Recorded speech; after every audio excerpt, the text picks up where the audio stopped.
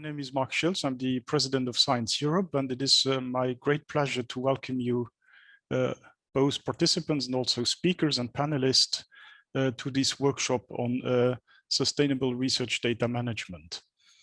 I'm first of all very pleased that that we have so many attendees. Currently, I see that we have about 85 participants from various European countries. We also have had registrations from beyond Europe, representing a broad range of stakeholders, from funding organizations, research performing organizations, and also, of course, people in charge of research infrastructures.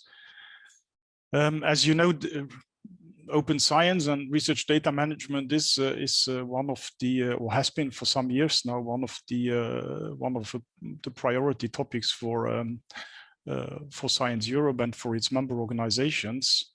And it's very clear that we're in the midst of a significant transition. And maybe the pandemics, if I might just may recall that, the COVID pandemics has actually fairly well illustrated what the challenges are and what the advantages of sharing data are. In January 2020, so that's now almost 16 months ago, when the first cases, just 10 days after the first cases were reported, the first genome sequence of SARS-CoV-2 virus was decoded and actually openly shared by Chinese scientists. And that's the sequence which the company Moderna used to develop a vaccine that went into phase 1 clinical trial just 66 days after the first genome sequence was uploaded. And that's a world record that we've never seen anything being developed in as fast as that. And these are the vaccines on which we now place all our hopes that that we may soon end or come out of the tunnel of the pandemic. So just to illustrate what it means and what the impact and effect of open science and of sharing research data are. We've also seen that science is, to some extent, profoundly changing.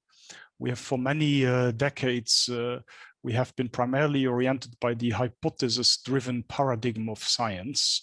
But now we see that big data and research data which are accumulated, collected at volumes and speeds that we haven't seen before. And this has led to the emergence of a data-driven paradigm of science, where with the wealth of data that we have, we can actually start just looking at data and seeing whether, without formulating a precise hypothesis, there are patterns which emerge. So very interesting and very spectacular evolutions and transformations are happening.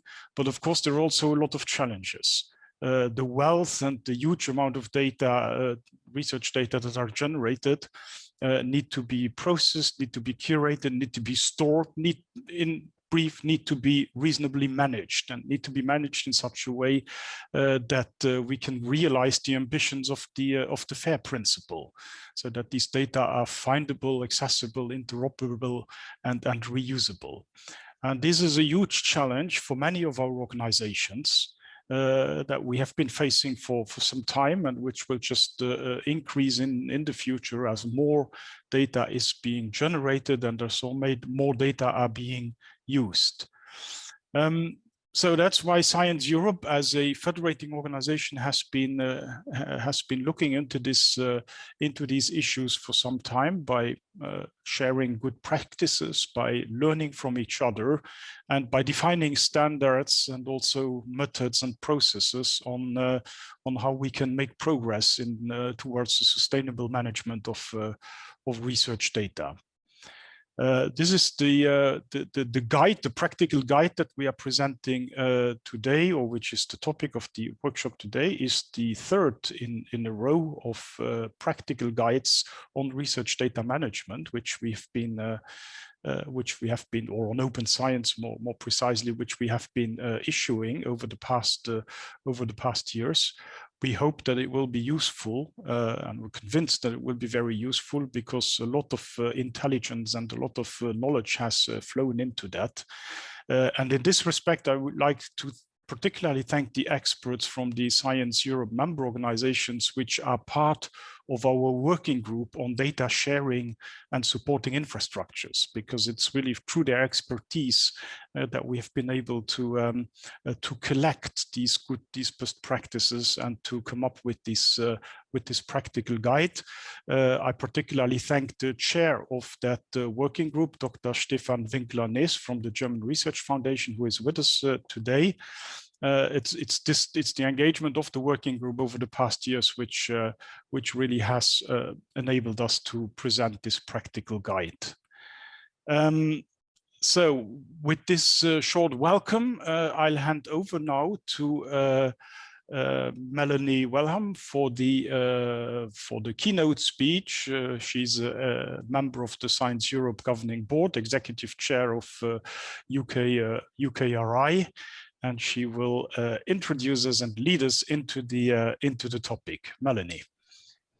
Thank you very much, Mark, for that introduction, and welcome everybody to the webinar this afternoon. And I'm really pleased to be able to introduce the topic here, and really very pleased that UK Research and Innovation, along with DFG, were kind of jointly leading on this piece of work as member organisations of Science Europe.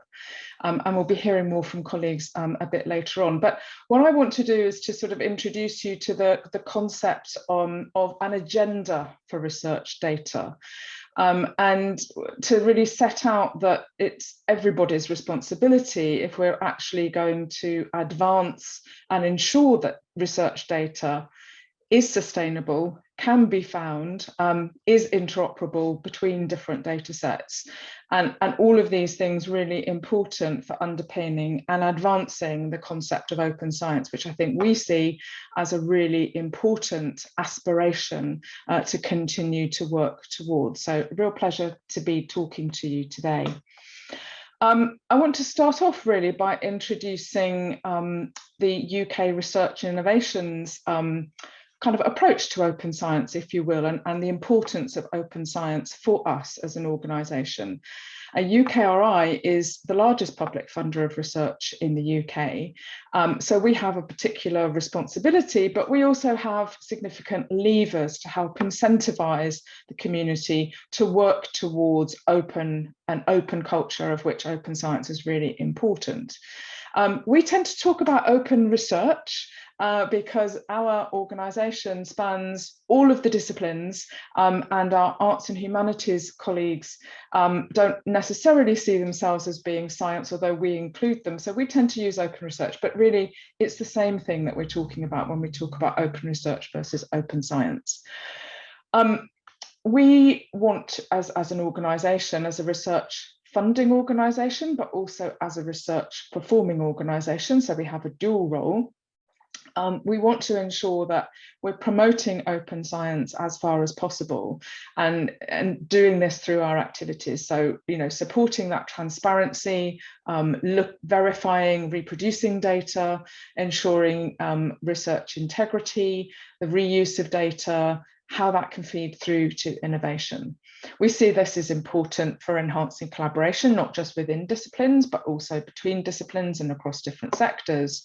And we see that openness and accessibility to data is going to be really important if we're going to derive and deliver the highest possible value from our investments in terms of economic and societal benefit, which I think when we're public funders of research, it's understandable that the public actually want to see the benefits that derive from that and how it changes lives for them. I think that's a great example that Mark has already given us to demonstrate actually how the power of science really does change lives. Not as a public funder, we see the importance of this, but it's important also that the UK government recognises the importance of open research. And in the R&D roadmap that they published in July last year, they set out how it was important that we are mandating open publication, that we're incentivising the sharing of data, that we're recognising different research outputs, so not just traditional publications, but also software, data resources, etc., and that those are rewarded appropriately. But also that we pay attention to the types of infrastructure that we actually need that can both curate and store data so that it's more accessible, but also facilitate sharing of that data and knowledge. So this is clearly a really important agenda for us in the UK. And we're doing a number of different things to help move that agenda forward. And these really sort of are around sort of three main strands. They fit into three main strands. So open access to publications is something which is really important. We've been long supporters of Plan S. Obviously, that was pioneered by Science Europe and are now participants in Coalition S. And we've been undertaking our own review of our open access policy in the UK, and that will be published soon. And it is really helping to move towards that immediate open access of research publications. Open data is the second strand that we see as important in our work. And this doesn't just include data, but it includes software, it includes methods and protocols. Mark has already mentioned the FAIR principles: findable, accessible, interoperable, and reproducible.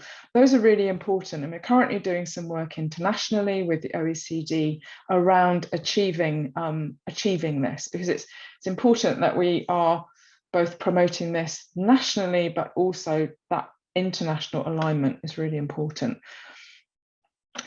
Skills are clearly really important component of this as well. And we've actually just recently completed a program where we're supporting innovation scholars provide data science training in the health and bioscience areas where, you know, there has been a data explosion, and actually people having the right skills and training to enable them to use and to store and curate that data appropriately to make it accessible and reusable is really important. The third area, the third strand of our activity is around open culture. And so this is recognizing that what we are rewarding, what is being recognized and who is being recognized. So not just the principal investigators, but all of the people who contribute to the research endeavor, whether those are skilled professionals with technical skills. Everybody within a team plays an important role.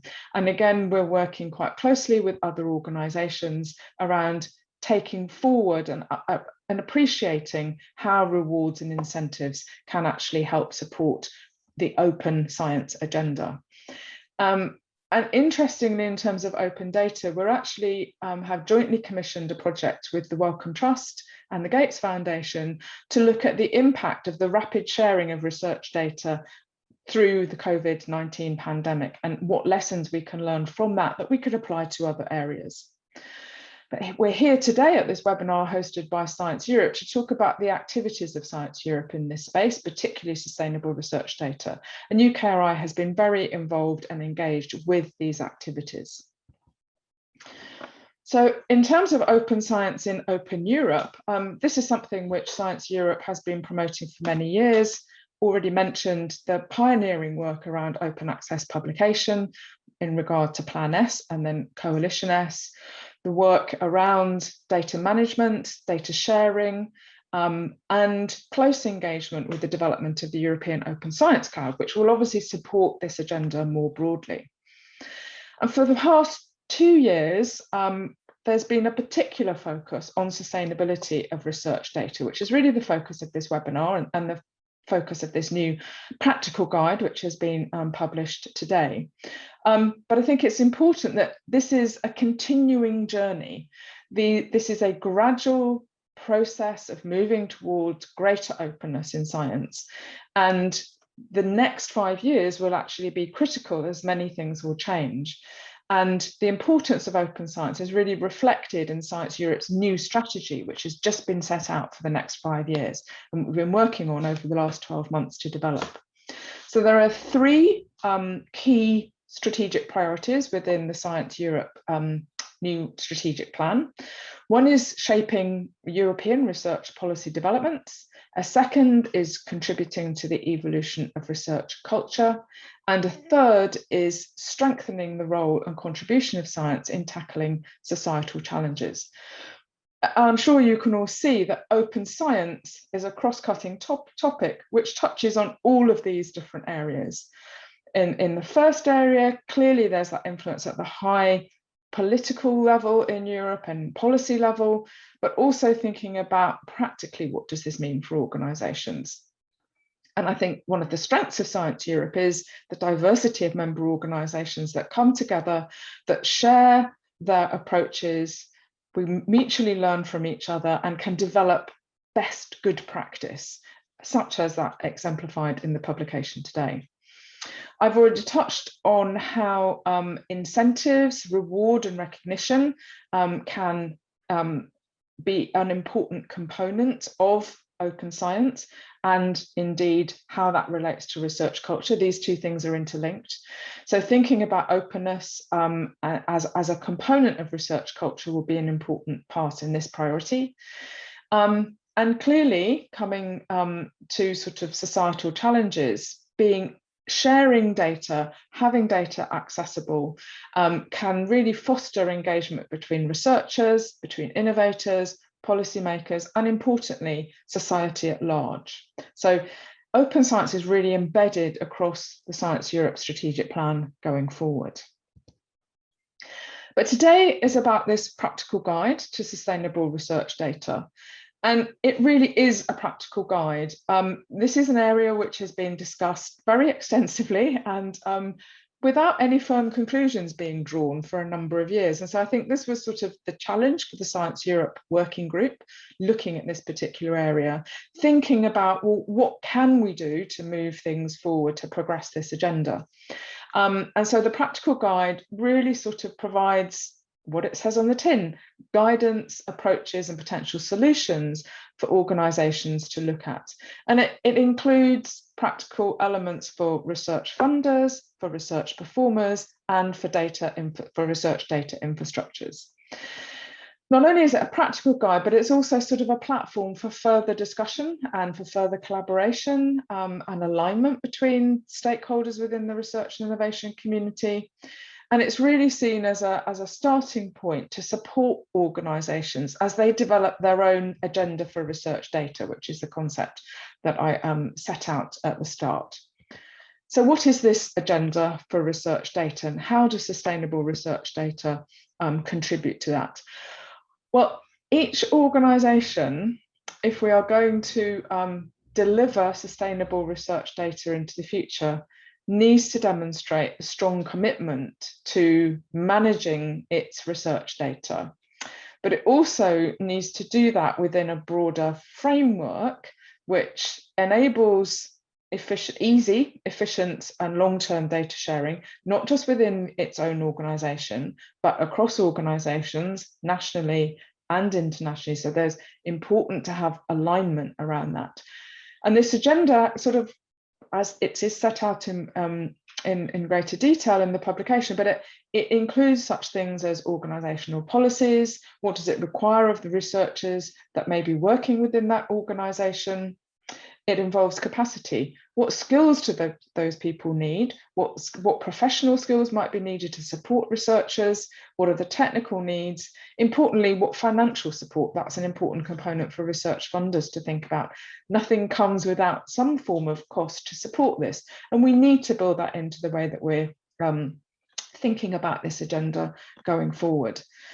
And a really important component is around communication and awareness raising and dialogue across these things, because I think we really need to make it, the default needs to be to share our data, and it needs to be easy to do that. I remember in the very early days of depositing microarray data on international databases, which wasn't at all straightforward and was really quite complicated.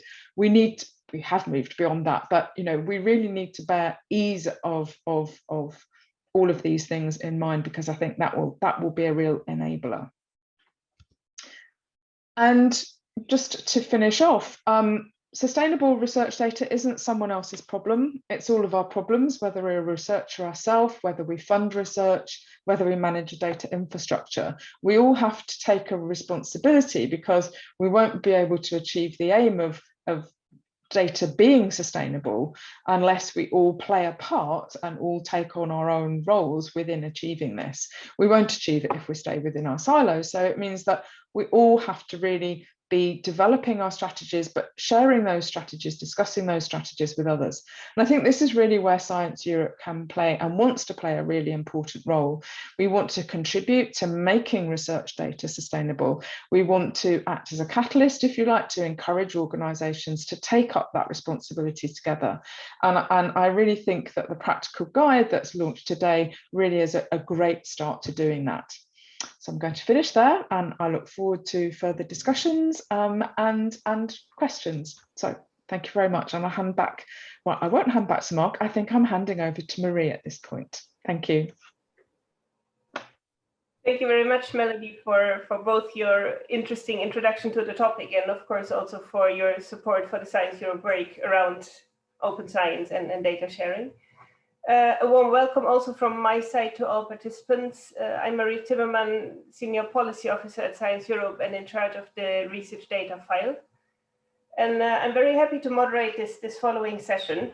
In this session, we will present the publication that Melanie already introduced, and you all should have received the link to the publication this morning. And after introducing our own publication, we will also hear from another initiative that is complementary from Fair is Fair, and we've been working over the last few months with Fair is Fair to coordinate our approaches. Without further ado, I would like to give the floor to Stefan Winkler-Nees and Mark Thorley from DFG and UKRI. Stefan is the chair of the Science Europe Working Group on data sharing and supporting infrastructures.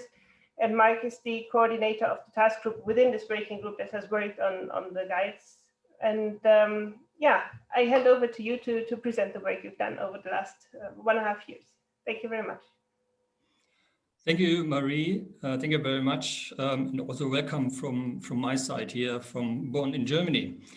I also want to thank you for giving me the opportunity to provide you a brief introduction to one of the results of the working group by Science Europe on data sharing and supporting infrastructures. My name is Stefan Winkler-Nees, and I'm working for the German Research Foundation as a program director for the research infrastructure funding programs. But first of all, I would like to say a few words to the German Research Foundation, which perhaps is not really known to everybody in the audience. Next slide, please. The DFG is an autonomous independent research funding body. It is a self-governing membership organization, and members are mostly the German universities. DFG is aiming, of course, as all funders, I guess, the best possible framework conditions for researchers and scientists, and is achieving this objective through a consequent implementing of what we call the bottom-up principle.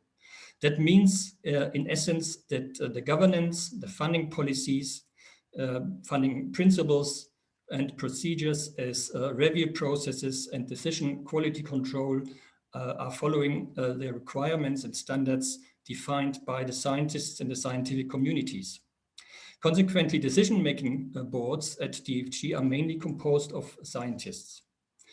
That DFG is serving all branches of science is stated in the article number 1 of the DFG statutes. Next slide, please. So next to supporting research projects and funding research projects, DFG funds also research infrastructures in terms of large cooperative research centers, scientific instruments, or scientific information infrastructures. And these are related to research data, obviously, but also to research software and open access repositories. Currently, for example, DFG is supporting the implementation of the National Research Data Infrastructure, which is more or less kind of a smaller national science cloud in Germany. DFG also has an advisory role for politics. And for quite obvious reasons, DFG has established last year an interdisciplinary commission on pandemic device to advise the German government. DFG is a member of the German Alliance of Science Organizations and is representing this alliance in the EOSC association on the European level. And finally, just last week, our president, Katja Becker, was elected as chairperson for the governing board of the Global Research Council. Next slide, please.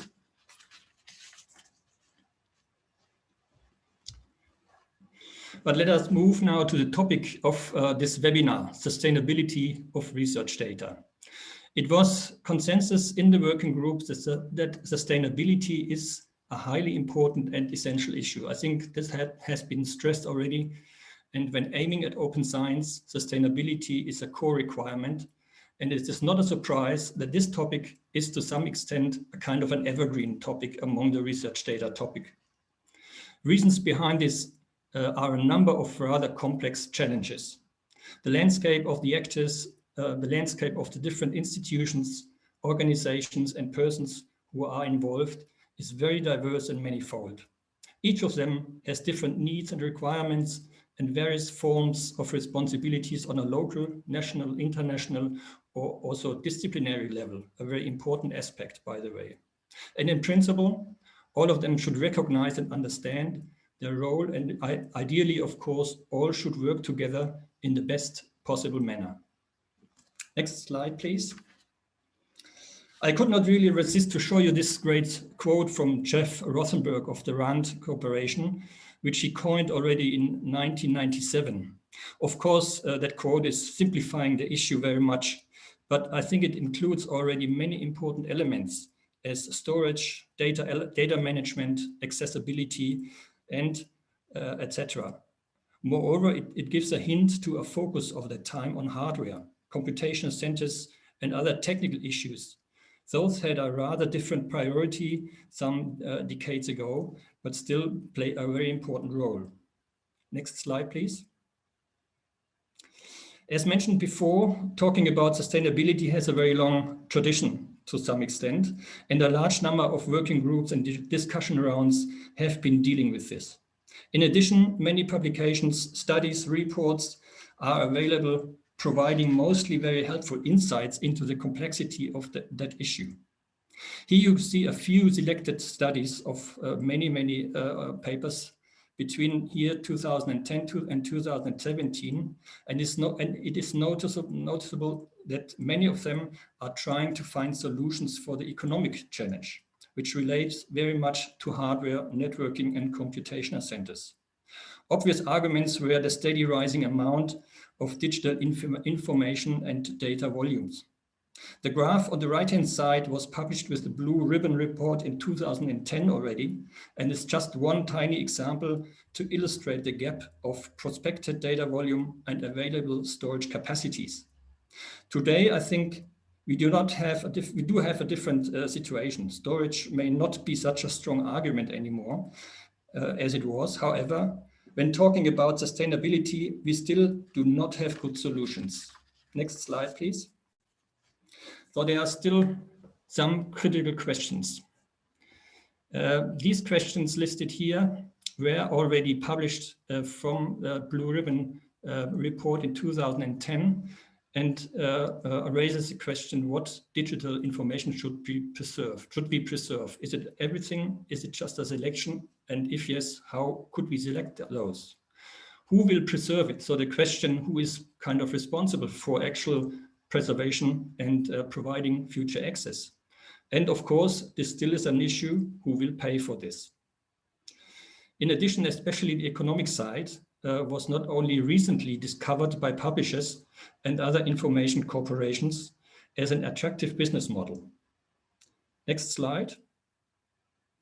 The working group now addressed the challenge to pick up these issues again.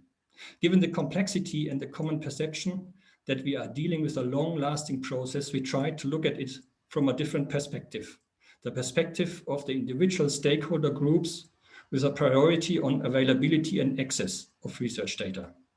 In order to obtain a better definition and clarification of the many facets of sustainability, we decided to develop a tool to support the stakeholder groups to raise further awareness, to assess their current status, to identify possible next actions, and to allow comparison between each other. And eventually, a tool which may support some sort of navigation through this complexity of sustainability of research data. So, and how we did that and what we finally came up with will now be presented by my colleague, Mark Torley. Mark, thank you very much. Floor is yours. So, thank you, Stefan. So yes, my name is Mark Thorley. I work for Science and Technology Facilities Council, which is part of UK Research Innovation. And my role is now to actually introduce the tool in a bit more detail, talk about the maturity matrices which we've developed. But before I do that, I thought it was just worth reflecting one more time why we felt that it was the role of Science Europe to add another guidance document, another piece of work into what is already probably quite a crowded landscape in terms of research data management activities. I think it's clear from what Melanie was saying and from what Stefan was saying that that long-term sustainability really does require a clear understanding and acceptance of the roles and responsibilities within the data management space. And I think it's fair to say that Science Europe member organisations really have a common interest in trying to improve this clarity of understanding.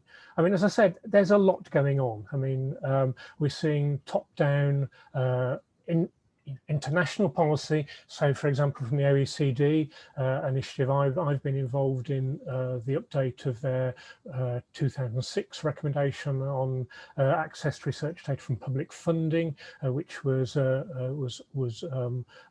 released early this year. And there we're seeing that the definition of research data expanded to not only cover open data, but to also cover what they call other research relevant digital objects, things like metadata, algorithms, workflows, software, etc. So when we start to talk about open data, we also have to think about all the other open stuff that goes alongside it, which are needed to really support the paradigm of open research. So the work to develop the tool, the matrices, was developed by the task group on sustainable research data, part of the working group, with input from external experts who took part in a validation workshop earlier in January, and from other members of the working group and from colleagues in Science Europe as well. And we hope that this combined knowledge has provided something which is of use to Science Europe members and beyond. So what is the tool? What do these matrices do? What do they do? And who are they aimed at? So it is a tool. It's a tool to help research organizations in seeing how well developed their their research data management activities are, and also are there areas they can improve in? What further steps should they consider to improve their research data management activities and to ensure the long-term sustainability of research data? So the maturity matrices are developed to support three types of organization. There's funders, research performers, and research data infrastructures. Now, the matrices basically are complementary. They are built from one standard matrix, which we developed first, and then we refined it to sit within the three organization types. So yeah, they do share, it shares a common structure. The matrices are very complementary to each other. They look at six, what we call action areas, which are six areas in which we consider that organizations can actually take action in areas of research data management. And then with each of those action areas, we outline three progression steps, from a basic performance to a sort of intermediate level to a top level, like the gold ribbon level of performance. And then there's also a fourth stage, which we talk about further advancement and alignment, which is very much looking at how organizations can cooperate with each other to further advance sustainability and research data management issues. So these 6 action areas, as I said, look at areas of activity within research organisations where they need to focus when they're thinking about research data management. And Melanie touched on some of these in her introduction as well. So the first one is very much around, is the organisation thinking about and committing itself to research data activities? You know, is it may be talking the talk, but is it walking the walk kind of thing? And this is where we came up with this concept of the agenda for research data. How engaged is the organisation with research data issues? So then there's a section around what is the organisation doing in terms of developing and implementing policies to do with research data. Then there's a section dealing with the financial aspects, you know, is the organisation, if it's a research funder, making effective investments in research data activities? I think for too often sustainability has been talked about very much just in terms of can we afford to do it. Our definition of sustainability is much broader, as we're seeing by these action areas. So then we look at training and skills development. You know, what level of skills are needed within the workforce to manage research data effectively for the long term? There's the whole area of technical preparedness. Do we have the effective technical infrastructures in place to support researchers in managing their research data? And as Melanie pointed out, are those infrastructures easy to access and easy to use? And finally, there's a whole piece around the work organizations need to do to communicate what they're doing and to raise awareness with their stakeholders.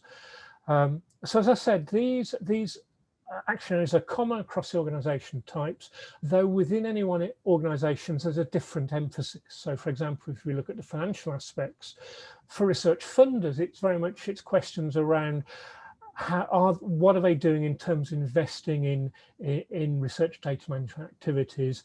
They may, you know, most research funders won't be managing the research data themselves, but they will be funding research performing organizations and research data infrastructures to ensure the necessary services are in place. For research performing organizations, it's around access, ensuring they have actually have access to the funds to support the services that their researchers need to deliver sustainable research data management.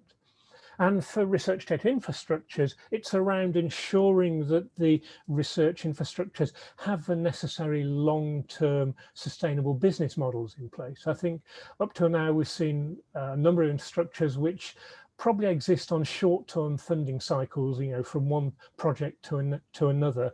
So which at times makes it much more difficult for them to plan and invest for the long term.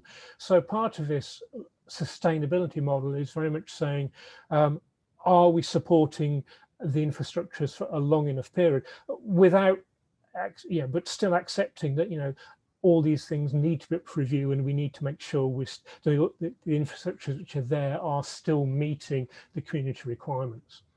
So then these action areas are then, your progression is judged by a series of progression steps.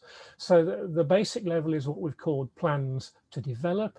It's where think of it as where the organization has recognized research data management and sustainability is important, and it's thinking about how it needs to proceed and progress in that area. So it's taken on board, it has to do something, it's starting its activity, but it's still got a way to go.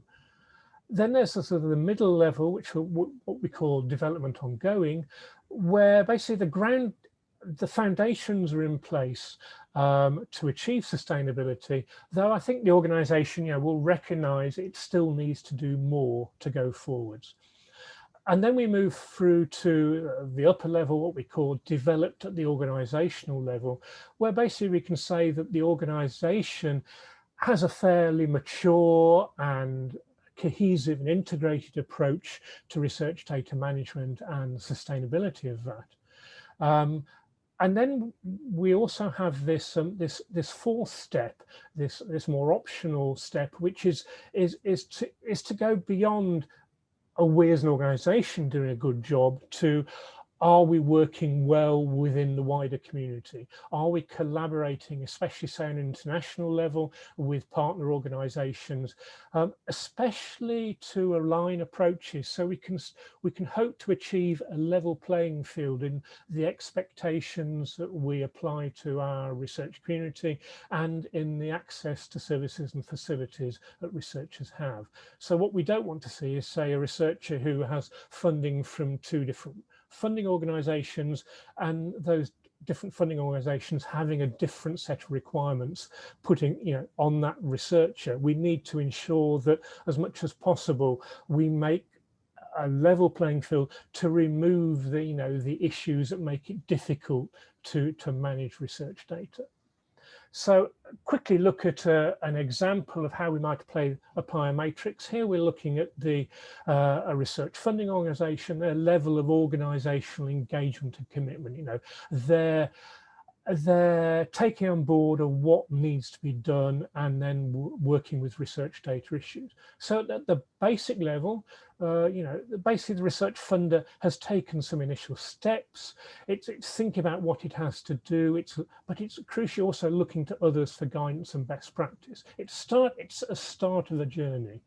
And the middle level, development ongoing level, it's now, and the organization is now seeing research data management as part of its core, its strategic objectives, and it's developing a strategy to support this. And the strategy will need to include areas around, say, research data management policy, funding infrastructure, and training as appropriate. You know, and when we talk about training, it's, you know, as a research funder, they may not need to actually train many of their own staff, but they will probably have an interest in ensuring that researchers they support have the necessary skills and techniques and ability to manage research data. And then as you move to the top organizational level, it's very much around the organization is now fully engaged in research data management issues, and it's really supporting, providing financial support to make sure its policies can be appropriately implemented. And it's starting a dialogue with other organizations that then moves that dialogue further forwards and much more engaged as it moves into this further advanced level. So finally, you know, how do we see these matrices being used? So basically they can be used within the organization to really assess the organization's current position, and as I said, to help look to see what next steps it can take in research data management. And that's going to help the organization develop its agenda for research data.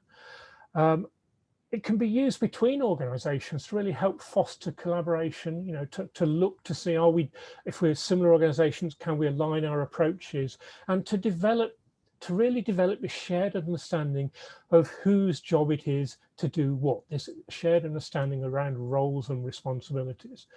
And there's an expectation there, as the level of maturity advances, we would expect to see a level of inter-organizational collaboration increase as well.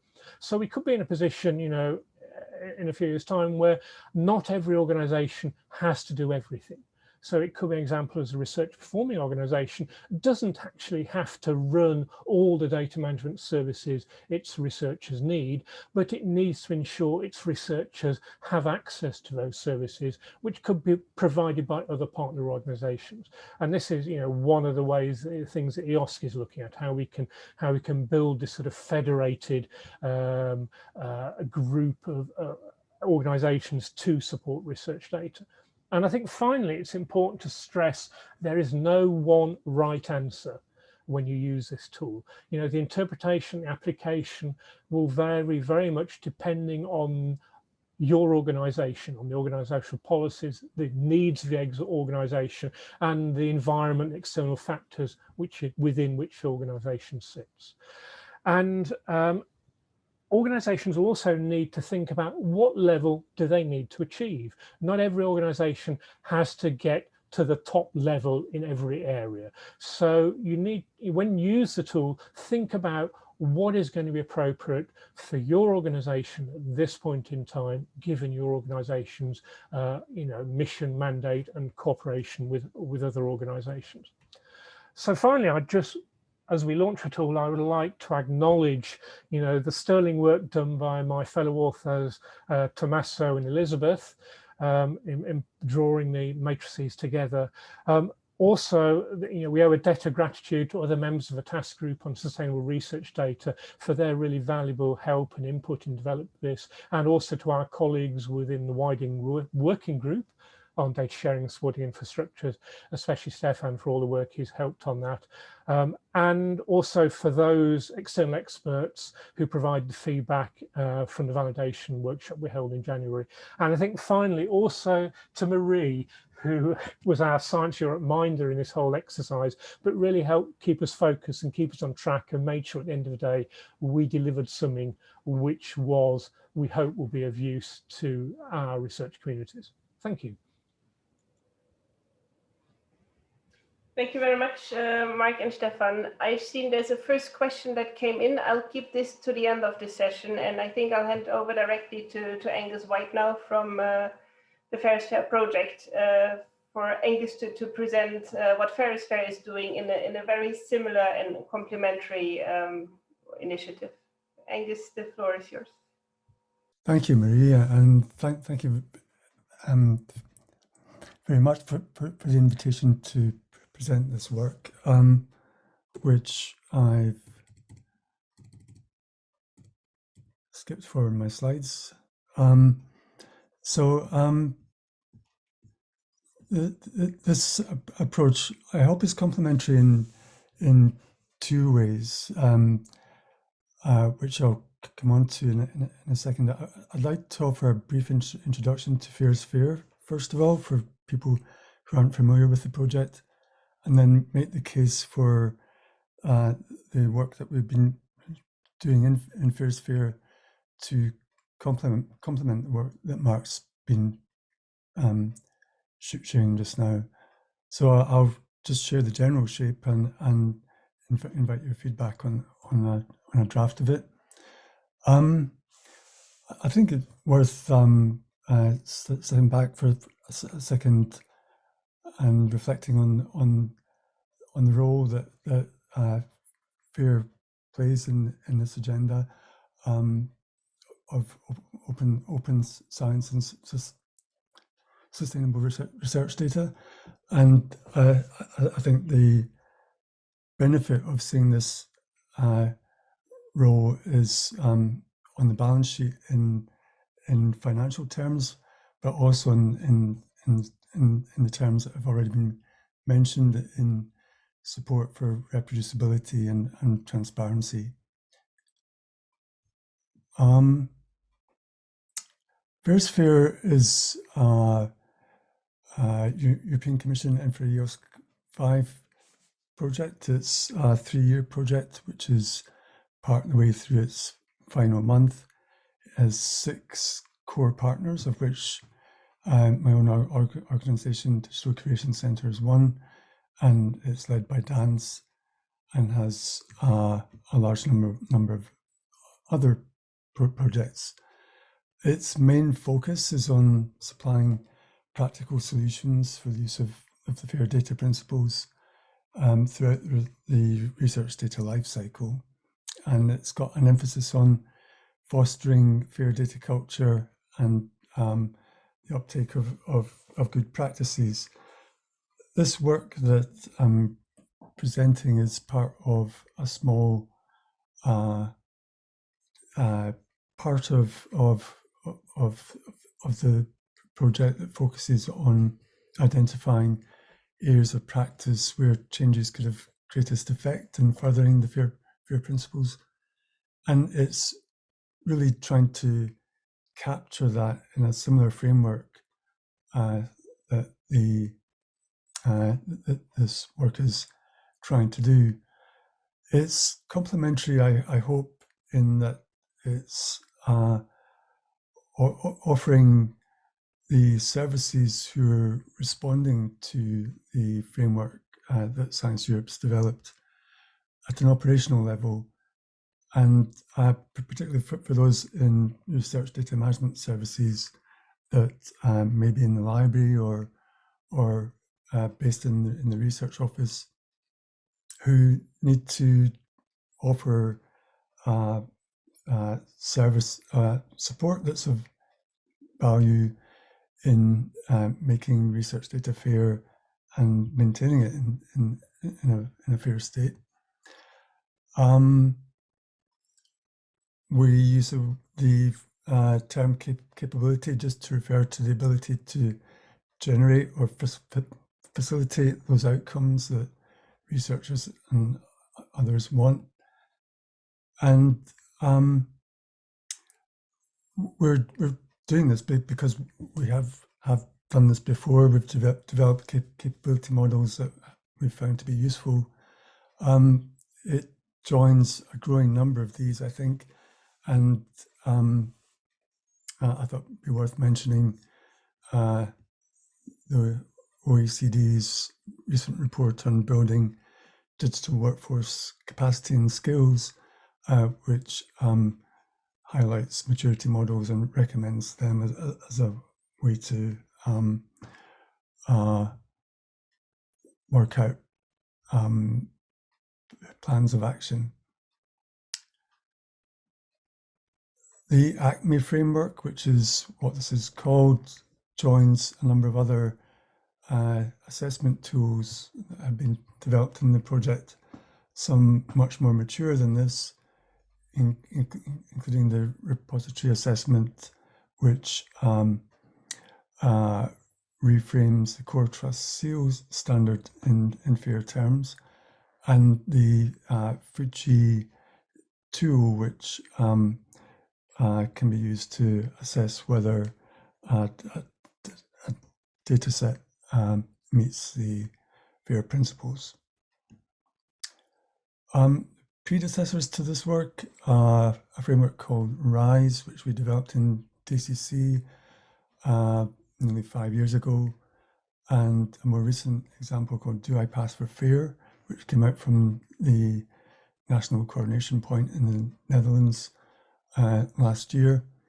And this is all underpinned by the Turning Fair into Reality report and the recommendations that we've developed in FAIR's FAIR to respond to that. The use cases are very much in keeping with those that Mark already mentioned, to support dialogue. Like the Science Europe tool, we have or aim to have 3 sets of matrices, one for research producing organizations, one for the infrastructures, and also one for funding organizations. We see this supporting that dialogue, and also potentially being used to collect data on provision across organizations, and to support their work to identify where there's areas where they can do things together. So the current focus of the work is on the research producing organizations side. We cover a similar set of practice areas, and informed by that strategic view that would come out of a self-assessment based on that.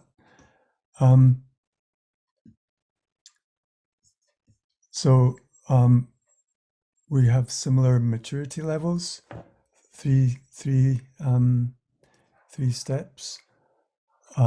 We expand on areas that in the Science Europe framework come under the heading of technical preparedness. And we've taken a slightly different approach to the first and last of those practice areas.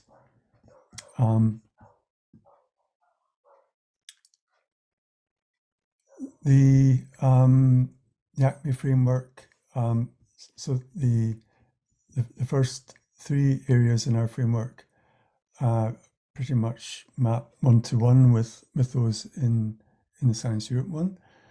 The 4 areas in green are those expansion of the technical preparedness areas, and about supporting data management planning, defining interoperability frameworks, guiding the choice of services and what data to make fair and to keep, and finally making sure it's placed in a trustworthy environment.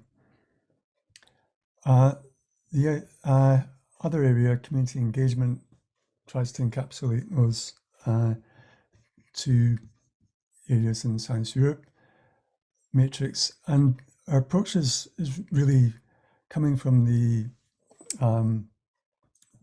research producing organization perspective, where alignment with standards in the organization, which is how we assess maturity, is not the whole picture, because the research data management support service really needs to engage with disciplinary communities who have their own standards and also need support to develop those standards further.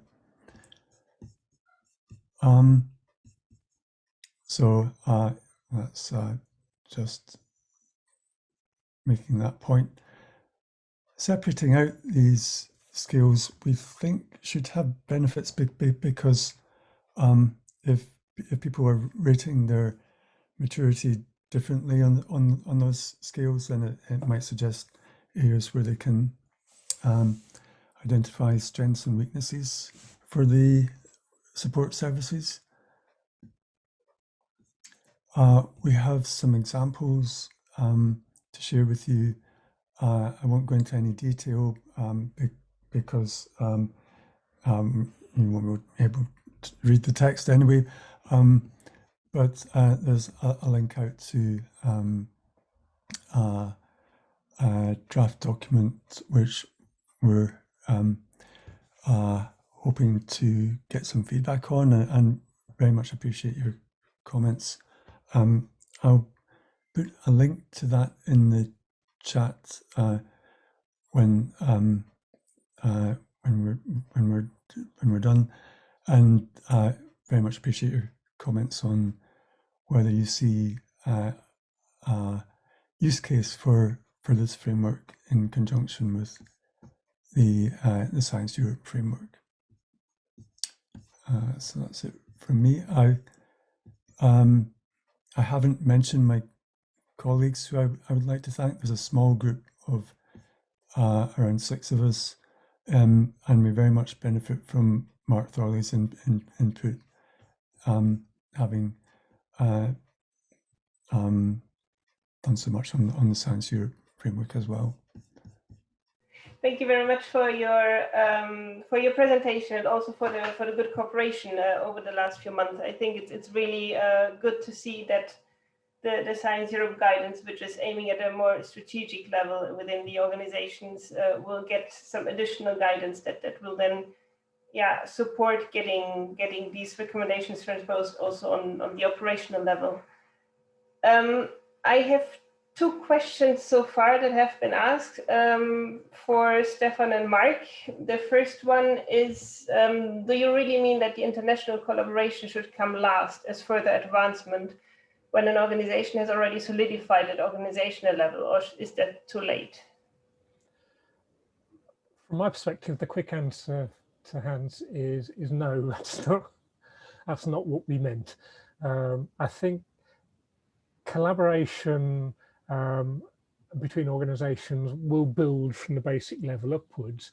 What we were trying to show with this final stage was that there's may well be work to do to develop a more consistent environment, a more level playing field amongst research organizations, which goes beyond what any one organization has to do itself, if you see what I mean.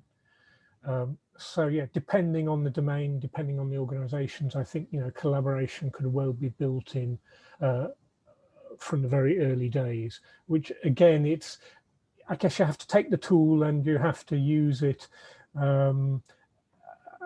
apply it to your organization specifically, rather than just thinking, oh, we don't have to think about that issue. It's not important to us because it doesn't occur till stage 4, if you see what I mean. I don't know if Stefan wants to say anything more on that. Thanks, Mark. No, I can't add very much to that. And I believe international cooperation or collaboration would be something which could be named in any of these fields. And of course, you have to think of collaboration, especially on the international level, from the beginning on. But as Mark explained, it's not meant that international collaboration can only be done in the optional 4th step. So that's quite clear. It's a suggestion. Okay, thank you both. And there is a second question on sustainability. Should it be expected that big national computing facilities paid with public funding could contribute to long-term data storage and collaboration with data repositories to decrease the cost of infrastructures for data management? I don't know, Stefan, Mark, anyone who would like to address this?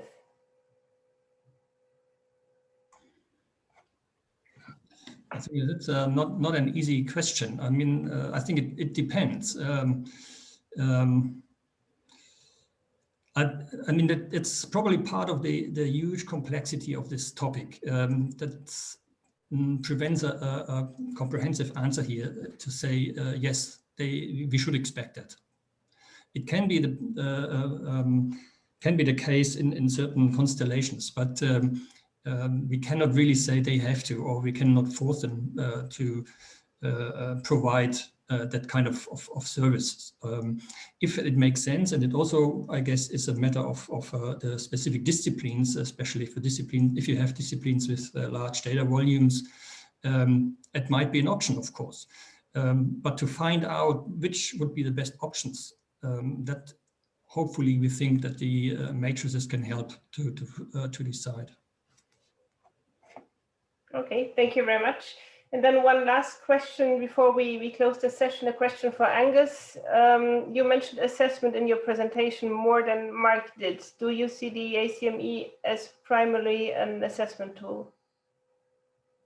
I should probably have said self-assessment more than I did assessment. Actually, it's a self-assessment tool on the basis that self-assessment's useful for learning, and it's see it very much as a organizational learning tool, and we would eventually like to link it to actual training and learning materials and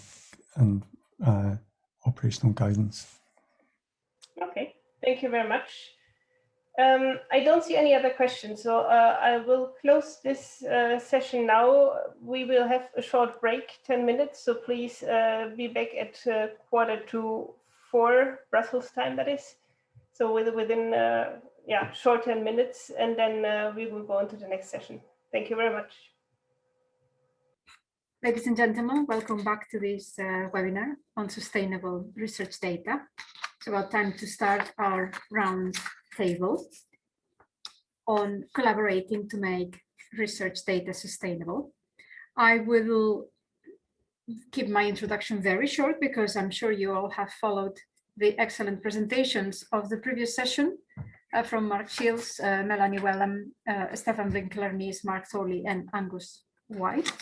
I think that you have been able to realize the importance of the action that we are doing here, caring for how best sustain research data and how best integrate approaches from different stakeholders. You've seen the very good collaboration with the Fair is Fair project, a huge project that gathers the most relevant stakeholders at European level, and how they have been collaborating with us and we have been collaborating with them. I think this is very important. Our guidelines are in different levels. We, Science Europe, are more institutional. ACME are more for general practitioners, but they are highly complementary.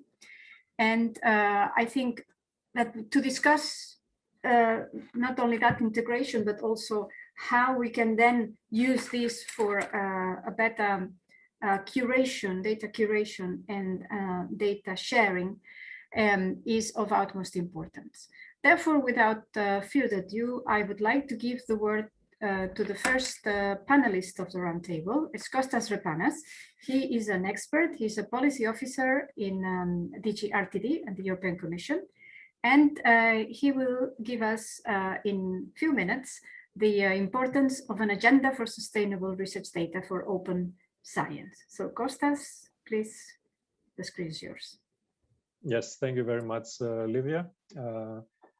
I would like to say first, thanks a lot for the invitation, and from the European Commission, we welcome the practical guide on sustainable research data. It's a very, very useful initiative, we feel, and I would like to say that, first of all, highlight the strong commitment of the European Commission to research data management, always in line with the FAIR principles. These are reflected very clearly in our Horizon Europe regulations and model grant agreement and all the requirements on open science. I would like to first say a few words about the more practical, let's say, on the Horizon Europe RDM considerations, that there's a few differences from Horizon 2020, and I believe these are more in line with what other funders are doing in that respect. So we expect to have some initial RDM considerations already at the proposal stage, just one pager outlining some details about data within the project that will be evaluated. Also, some other open science practices are becoming more visible in evaluation, and DMPs will be mandatory for all projects, which is a difference from Horizon 2020. Ideally, we would like them to be live documents, so DMPs that are updated throughout the life cycle of the project, giving snapshots at month 6, the interim evaluation, and the final evaluation. Of course, we don't see the DMP as simply an administrative document. We want the DMP to be useful for the researchers, the beneficiaries themselves. And we have seen elements of that in a recent study on Horizon 2020 beneficiaries, whereby many of them find it a very useful document, first of all for themselves, and then also for the requirements of the project.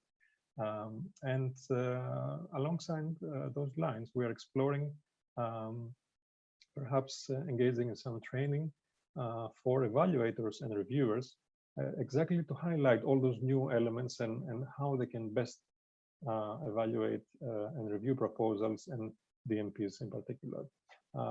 Then I would like to say it's quite important that the guide, the practical guide, recognizes the different maturity levels. So this is an approach that was taken as well at the RDA Fair Data Maturity Model Working Group. And I would like to see this as also a manifestation of open science, meaning being inclusive and sort of not leaving communities or organizations behind, but sort of the ones that are having a best practice, sort of taking the rest with them and sort of achieving this progressive development.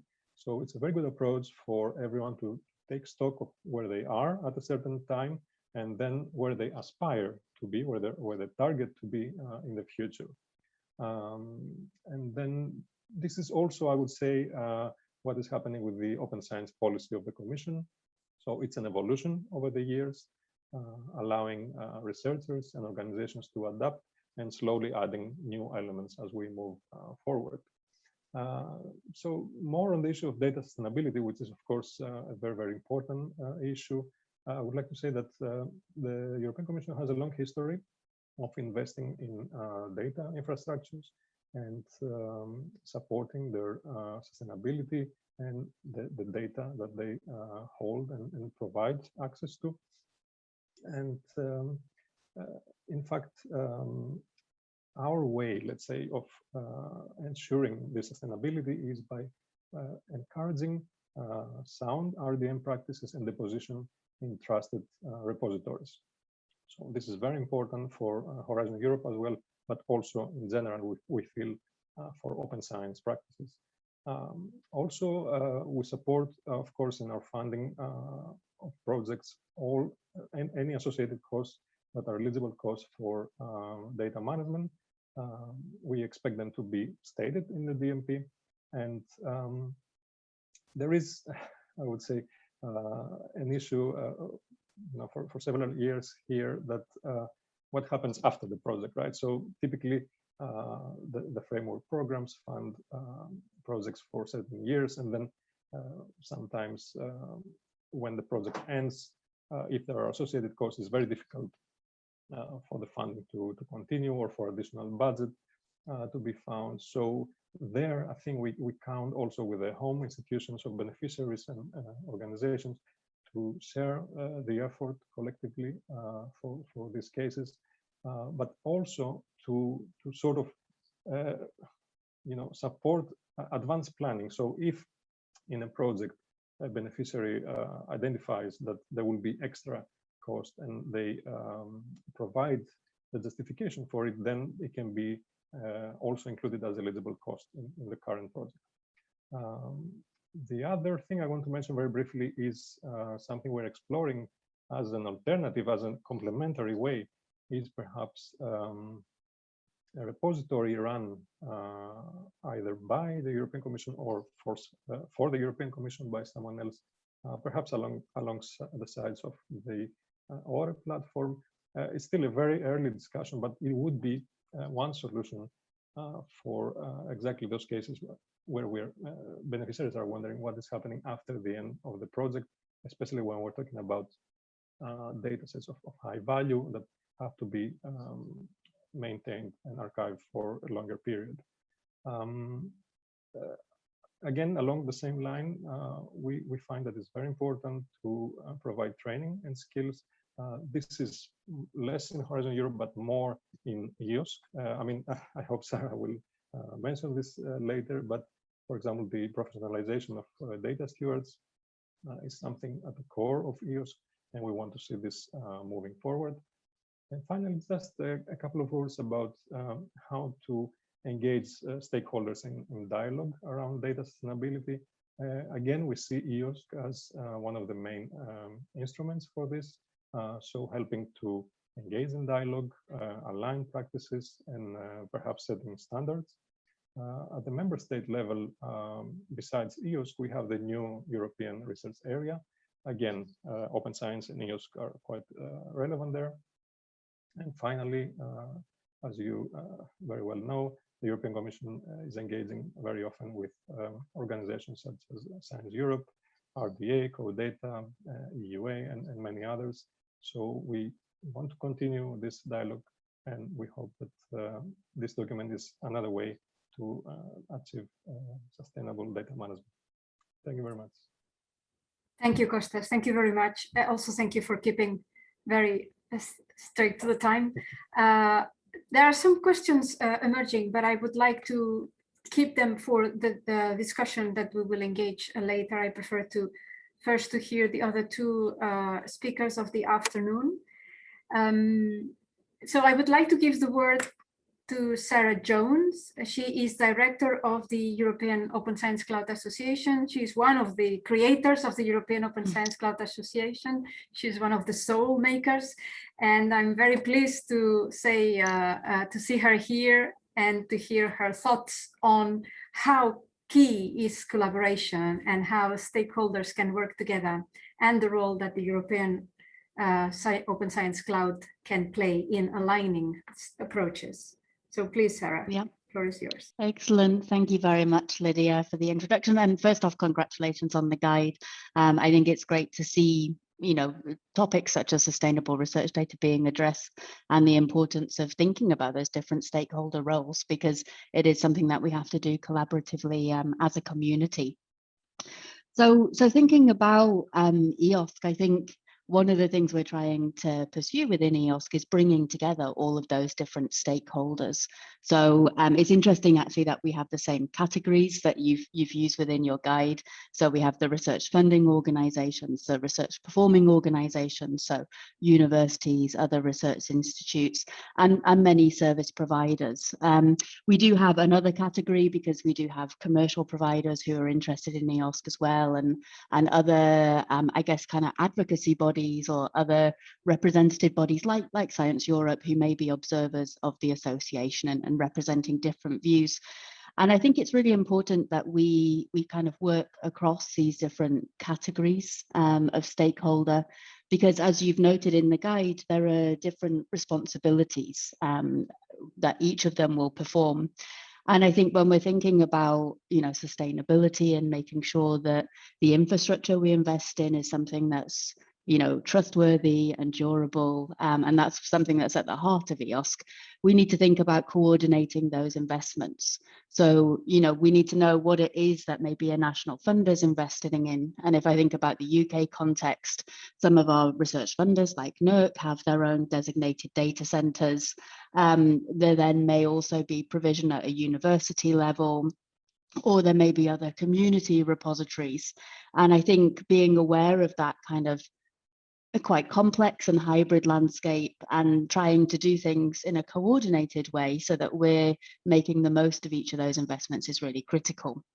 And one thing that I have found very useful that came out of the kind of policy landscape in the UK is this notion of, what is your first point of call? And many universities, when they were setting up repositories, would note that if there was a designated data center that a funder pointed to, or there was a community repository, that should be the first point of call so that the data is managed within that discipline, and it's kind of according to the relevant practices for fair data in that field. One thing that struck me when I was looking at the guide, I think it's really good that you have these 6 kind of, I guess it's lenses or areas of responsibility: the policy, the training, and so forth. And one thing that I think is really useful is thinking about the dimensions in each of those cases. So when I was looking at the policy aspects, for example, what we often see is that the funder's defining the policy. So Kostas was talking about the EC's policy. They're saying what the responsibility of an individual researcher is to create their DMP, what the responsibility of institutions are. And really the funder has this driver to kind of advocate for that open science and fair practice. And then when we come to like the policy level at the institution, for example, the RPO, they're explaining about what they're going to provide, what services they have in place, what their expectations are of individual researchers. So again, we're thinking more there on an implementation level. And when we're looking at the infrastructure policies, it's a lot more implementation focused. It's more about how they're specifically supporting fair and open science, or what the conditions are to engage with that repository service, what you need to do if you're going to deposit. And I think that helps us think about those kind of overlapping responsibilities and how an action from a funder, for example, helps and support the implementation level that might happen in the institution or in the infrastructure. So I found the guide quite useful for thinking about the roles each of these stakeholders are playing and how we can coordinate across them. Other things I wanted to say about coordination, I think within EOSC, because we're thinking about sustainability here, we do have a couple of task forces that are focusing on some of these angles. So we have task forces specifically around long-term preservation, which I think is a really important aspect of sustainable infrastructure, and also around business models. And one thing, I'm going to use this opportunity to make a slight plug. One thing we would like to see is more funders in those groups. Within the members of the EOSC Association, we have a number of funders, but not as many as we'd like. And we did prioritize placing funders in those groups because I think you have a really key role to play there.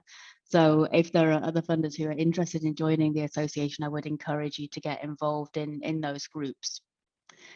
And the other thing I'd like to say, just one observation when I was reading through some of the aspects of the guide, one thing I think we can't afford to lose sight of as well, and it's part of this collaboration, is the importance of open infrastructure and groups like the Invest in Open Infrastructure. Because I think as a community, we have to be aware of not just what we're investing in and how we make it financially sustainable, but also how we make that infrastructure landscape sustainable technically, how we manage that as a global community. And I think, you know, groups like the RDA play a really important role there in setting standards and coming together so that the PID infrastructure we have at the European level through EOSC, you know, is aligned with the PID infrastructure in other countries and other open science clouds. And I think it's really important that we think about that and we make sure that we are using open standards as much as possible, because as a community, we have to make sure that we can rely on our infrastructure and also that we keep control of the infrastructure, and we're not held ransom to commercial providers, which I think there's a risk of that happening. We've seen it happen in other spaces, and there's definitely a lot of new products and services coming out in the data space as well. I think I have totally lost track of time, but hopefully that's within the 7 minutes. It is indeed. It is perfect, actually, Sarah. Thank you very much. Good. Okay, let's then hear Simon Hudson. I'm also very pleased to welcome Simon. He's, I'm sure, known by many of you, Executive Director of CODATA and Chair of the former European Commission Expert Group on Fair Data. And he will tell us in a few minutes the importance of sustainable research data for turning FAIR into reality. Thank you very much. Thanks for the invitation. And like the previous speakers, I'd like to congratulate Science Europe and the authors on the tool, which I think is extremely interesting, and I think it will be extremely useful. I think it takes a number of approaches which will be very helpful indeed.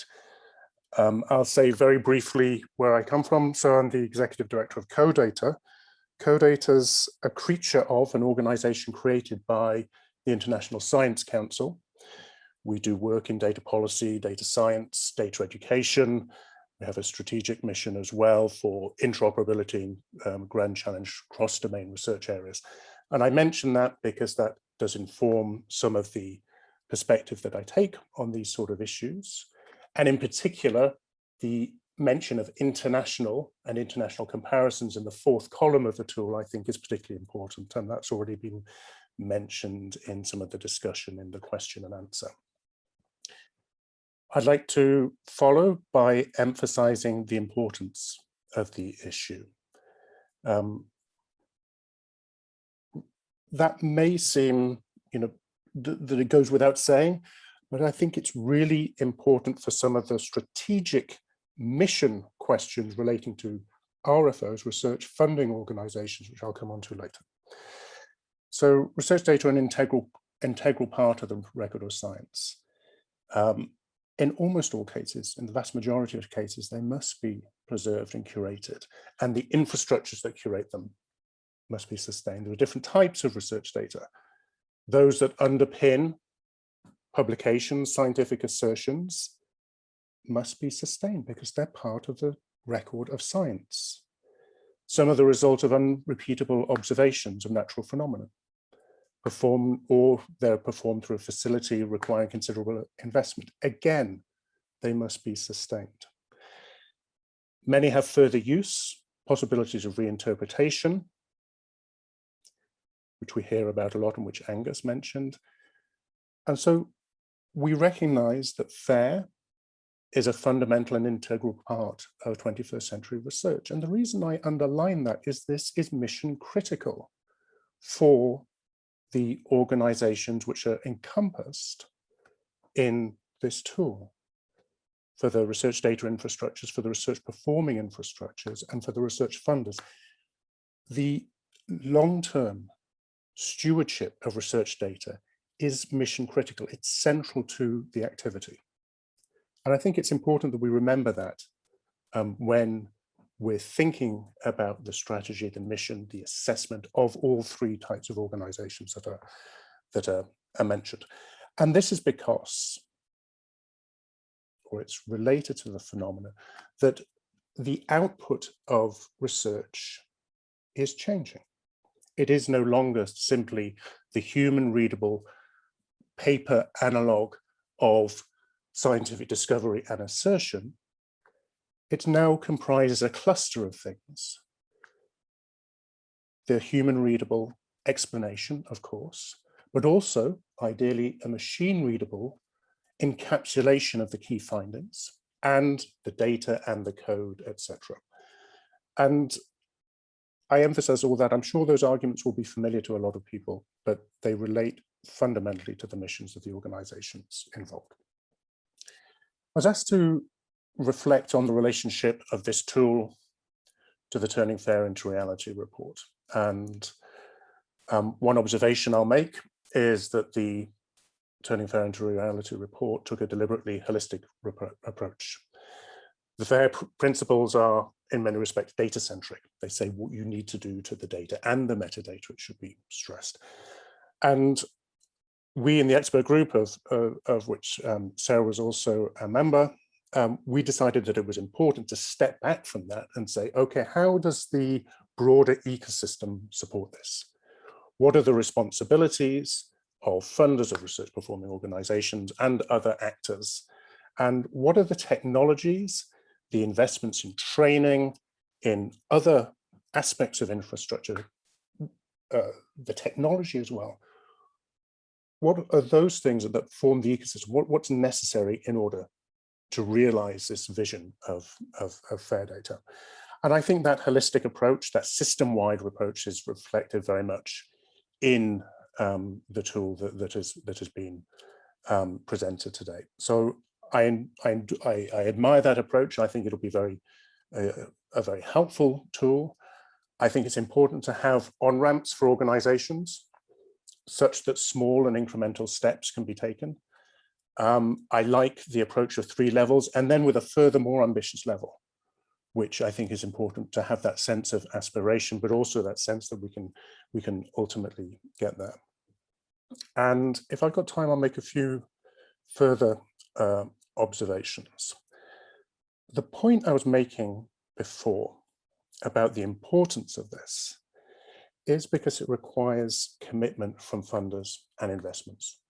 And it also requires a strategic view of the landscape, that supporting landscape for FAIR data and FAIR services. And in the section of the Turning FAIR into Reality report where we dealt with sustainability and funding, we emphasized the importance of research data management for funders' missions and the need for a strategic approach, the need to look over the research landscape and to consider how the FAIR ecosystem supports that.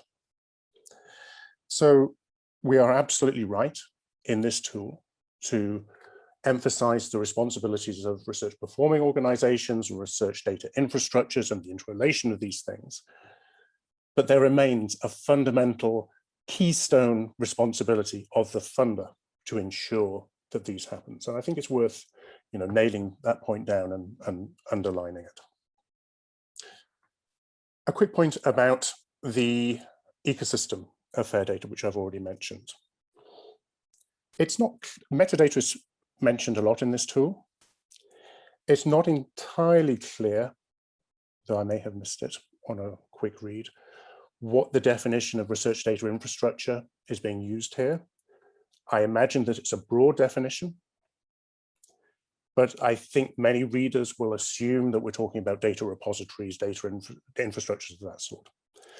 And so I'd like to urge us to broaden that definition and make sure we include the ecosystem of other services that allow and facilitate research data management.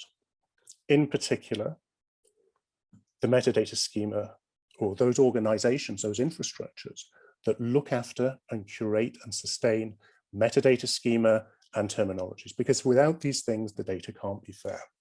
So we need to have this broader definition. It's not just data repositories, so it's other parts of the data infrastructure. In 2017, I'm going to say something quickly in relation to business models. In 2017, CODATA worked with OECD on a report entitled Business Models for Sustainable Data Repositories. And that was focusing specifically on data repositories. And that presented a set of recommendations, a set of criteria for assessing the likely sustainability of income streams, the effectiveness of business models as well. And I would commend that report to research data infrastructures in particular, not just repositories, but when they're thinking about their sustainability and when they're trying to address those things that are in the matrix about the business model, about developing the value proposition, about developing sustainable income streams, because I think there are some good insights from that. And I will close by mentioning the international dimensions. In the last year, I've had the privilege to be vice chair of the expert advisory group that contributed to the UNESCO recommendation on open science. I mention that because that's now been reviewed, revised, and approved in principle by the member states, and therefore should be adopted by the UNESCO General Assembly in November. So it's another statement supporting open science, supporting the role of fair data in that, and presenting a framework for member states to work towards through and in relation to the stakeholders that have been mentioned. CODATA is in part of our activities to support open science globally. We're involved in coordinating a collaboration around global open science clouds. What that means is to encourage cooperation, alignment, and ultimately interoperability between a range of national and regional activities, like the European Open Science Cloud, like the African Open Science Cloud, like the Malaysian Open Science Platform, and a number of other initiatives. We're going to have a launch meeting, which I'll take the opportunity to plug on the 30th of June. That has the objective to initiate a set of case studies and a set of working groups. The working groups will look at things like data interoperability, technical frameworks, issues of policy and legal challenges of exchanging data between different regions and different nations, and also governance and sustainability. So I'll close by saying that I think this tool, and hopefully some of the people that are involved in its creation, would be an excellent asset for those discussions on an international scale about how we govern and how we sustain the research data infrastructures and internationally, and the role of research performing organizations and research funding organizations in that mission. So thanks very much. I hope that was okay. Thank you, Simon. Thank you very much for this excellent and clear exposition. I think that I will now like to invite all the panelists in these sessions to turn on their screens. So welcome back, Mark Shields, President of Science Europe, and Melanie Whelan, Executive Chair of UKRI and member of the Governing Board of Science Europe. And I would like then to open a discussion, invite participants to insert their questions in the Q&A. To the extent possible, I will give you the word when I will invite you to pose your question, because I think it will make it more lively and you will be able to put your question your own way without intermediaries. I would like to perhaps give an opportunity to Mark and Melanie, but maybe to make some remarks after hearing all the presentations that we have heard. And particularly perhaps those that were less expected, the invitees in this panel, and also the contribution of the fair. Mark or Melanie, would you like to jump in and make some introductory remarks after hearing all the views and main points made by speakers? I'm happy to offer a couple of observations, if that's okay with Mark, just to kind of to start off. I mean, I think in UKRI, we're thinking quite a lot about actually this linkage between sustainability of the data, sustainability of the infrastructures to support that data. And I think we have to work with our community to move from a point where many in the community feel that they need to have their own repository or their own high performance computing is something which I come across quite considerably, you know, their own infrastructure to support the needs of their organization, and think about that first rather than thinking what else is there, where can we actually join up, where does it make sense to do that? Because I think, you know, taking Simon's point about the role of research funders, absolutely critical, but I think what we all want to do is to ensure that we are moving in the same way on this agenda, enabling this agenda, but actually getting collaboration, cooperation, join up, and value for the investment that we're actually giving as well, rather than, and minimizing the duplication actually that there is there. So I think that is something which is important, but recognizing that this is something which actually takes quite a lot of time to develop and to move forward. But I think having the tools in this way to start to make things, so organizations can break things down and they can see where they can start to actually make a difference, I think actually helps. Otherwise it's a big complex problem, and knowing where to start to tackle that, I think, can be a barrier sometimes to this sort of join up. So just some observations, sort of picking up on a few of the things that were sort of said, really. Very good, thank you, Melanie. Mark, any reflections at this point? If I can join on that, yes, and of course it has to be extended to the cross-country level. So and therefore the European Open Science Cloud is a potentially very important project to make sure that we actually don't have, and that we don't end up neither at the national level nor at the European level with a fragmented research infrastructure. I see that as something which really, and it's the right time to do that is now, because if we wait for too long, then we will see this proliferation of infrastructures which sometimes may not be compatible or interoperable. So it's really the crucial moment is right now. I may add something to, I think, which what is also very important, and maybe we'll discuss it during the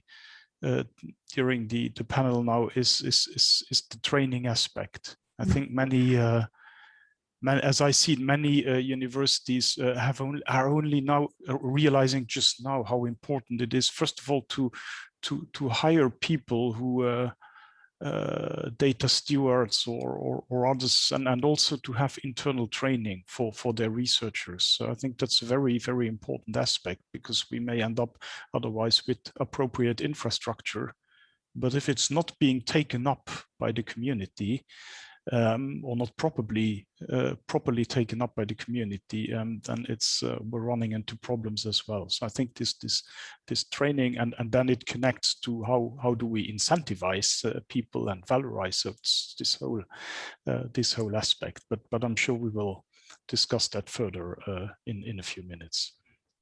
Certainly, Mark. Thank you very much. I think Sarah has a question, so I would like to give the word to Sarah. I think it's an internal question within panelists, but let's start with this. Please, Sarah.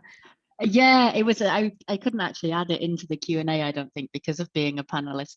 But Kostas, you'd made a comment about, potentially supporting a repository at the European-wide level, and I was just wondering about the plans for that and how it differs from Zenodo. Yeah, this again, it's very early in the discussion, so it's, I would say, a thought at the moment. But if you think what's happening with the Open Research Europe publishing platform, this is aimed at beneficiaries that will be able to publish for free. So it's along the same line. Okay, should there be a sort of offering from the European Commission to the beneficiaries to store their data for the long term without any additional cost for them? But again, it's a big discussion. I mean, sometimes, of course, this could only be a general repository, and even our guidance sometimes is prefer a disciplined repository, not a general one, for the to facilitate reuse of data. But again, it's a discussion that more to come. There's nothing more to say at the moment, but of course we welcome all the feedback. Very good. Yes, Kostas, we certainly will engage in such a discussion. I would like to give the word to Eva Natkova, who is from Eurodoc, because she will bring the perspective of the young researchers, which I think is a very interesting topic to address. And she has a couple of very interesting questions. Please, Eva. Yeah, I wanted to ask what will be the incentives for Irikaris researchers, especially those at, let's say, doctoral level? Because what we heard that there are many training, but then if the researchers should practice open science, there are not incentives at the moment. So what could be helpful to them? Yes, Sarah. I'm happy to make a couple of comments on that. I think you're right. The incentives are a really critical aspect because, the individual researcher needs direct benefits for engaging. It's extra work to make things open and to make sure you're following all the standards and making your data fair. I actually think funders play a key role in this because obviously you're playing a role in assessing research and deciding when to award grants and to whom. So I think part of this is making sure that there is credit, for people following good practice. So in terms of, the bio sketch somebody puts in when they're filling in a grant proposal, making sure that they're expected to return details about data, not just publications, and that they're actually being rewarded for sharing and being open and fair. Institutions similarly can put things in career progression and make sure that there are kind of rewards for being open. But I think the incentives at the moment, they're kind of too few and far between. There are studies that show that you get higher citation rates, but I think we need to actually build things in to really help recognize this work, because we have the policies looking for it, we do have infrastructure in place, but I think until the benefits are there, it's difficult for people to make that shift. Thank you, Sarah. I think Simon also wants to come in. Yeah, I'll be. This was really why I was emphasizing at the beginning of my intervention the transformation in how we're thinking about the output of science and how that transformation is, and recognizing, incorporating and realizing that transformation is mission critical to all three types of organization that are mentioned. Mm.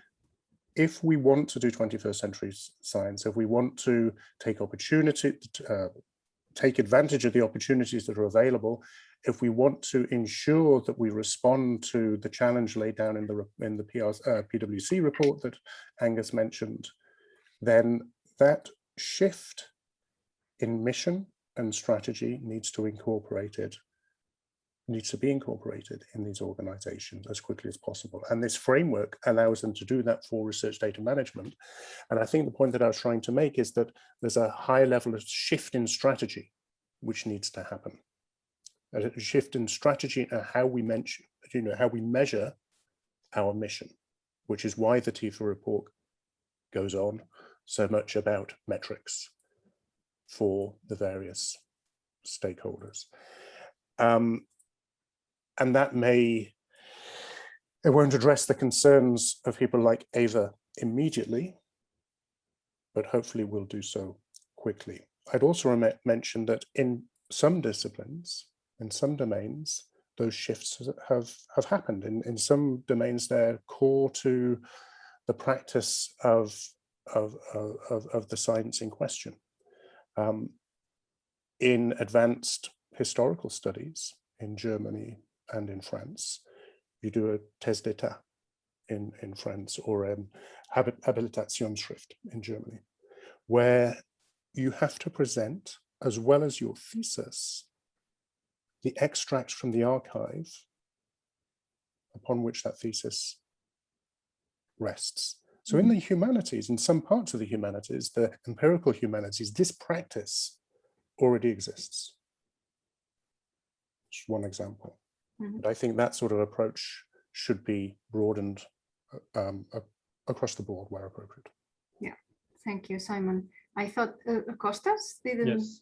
Okay, please go ahead. Yes, thanks. I will mention two things. So one thing is, I briefly touched upon it when I was talking before about already in Horizon Europe, in the proposal, people can,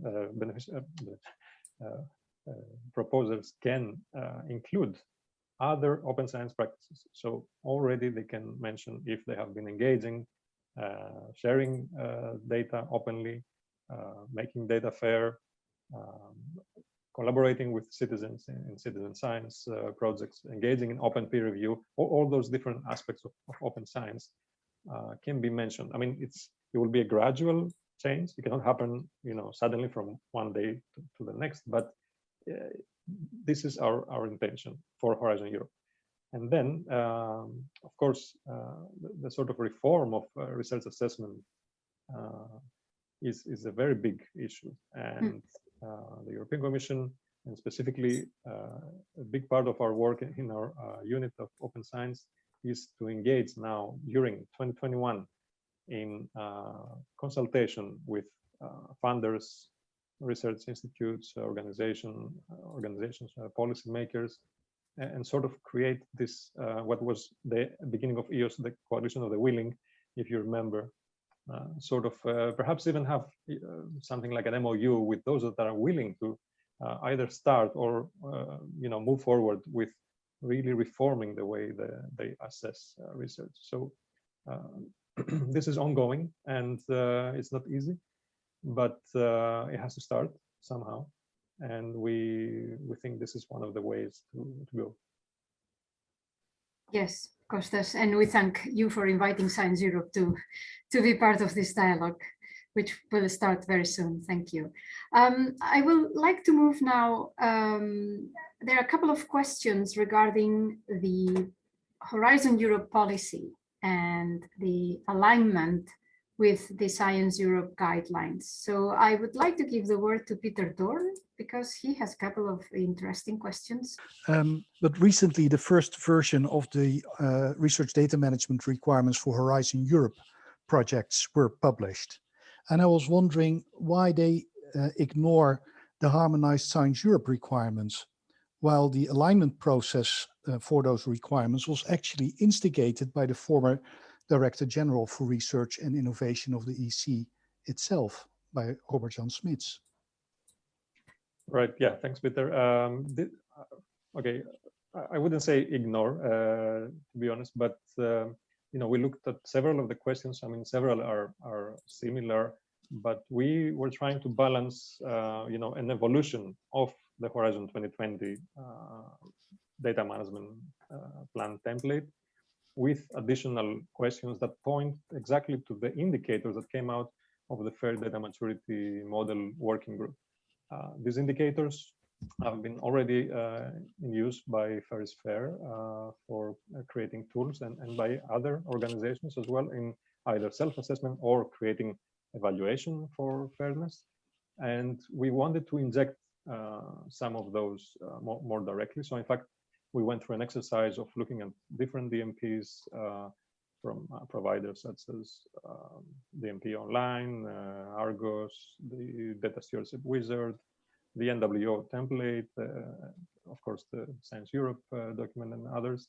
And we tried to structure it initially along the FAIR principles to give an emphasis on making data fair, and include some questions that reflect the indicators from the RDA group. Now, of course, we are totally open to your feedback, to your suggestions. By all means, this is not a final template. There is a chance to modify, but again, this was the exercise, let's say, that we tried to embark on. I didn't want to imply that the Science Europe requirements are the final word on this at all, but it was an attempt at least to bring things together. And it would be so useful still in my view that also for Horizon Europe, we follow a similar path, a path more similar than it currently is. I did do a mapping between the two, and it struck me that the divergence could be less, at least. And I would very much welcome your invitation, perhaps, to be in touch about a future merging of the two in one way or another. Definitely, yes. Thank you.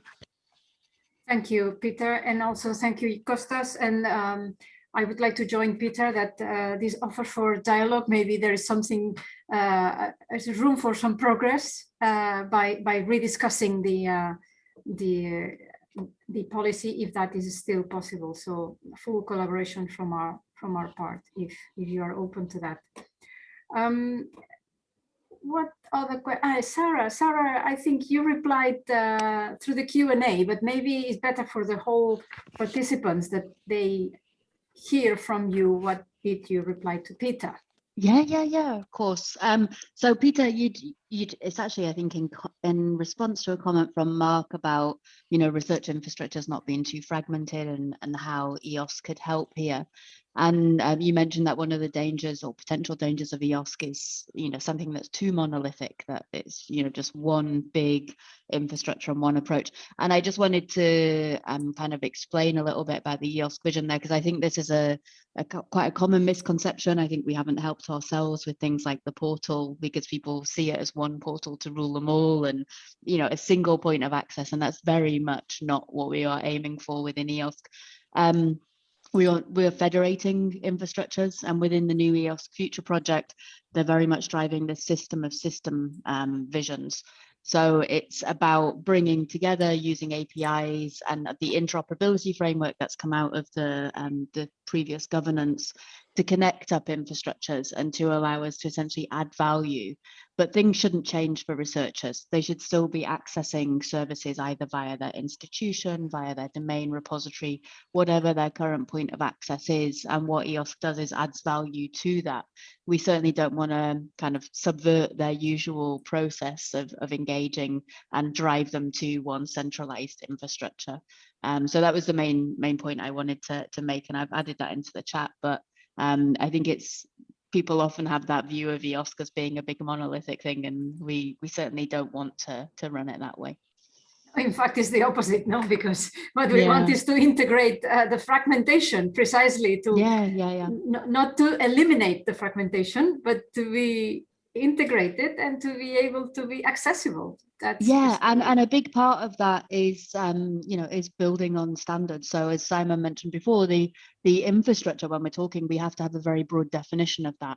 It's about those groups that are defining those standards and supporting those groups to actually maintain those standards, because they're a critical part. It's the glue that enables us to make things fair and to connect the different technical infrastructures that we have in place as well. Indeed, that was a guideline for while we were preparing the EOSC last year, and I also think that this would be very good. And as is a practice, EOSC should be bottom up meaning driven by scientists, and what is important to scientists. So I don't think that I think the concept of EOSC is very good. In as I said, bringing together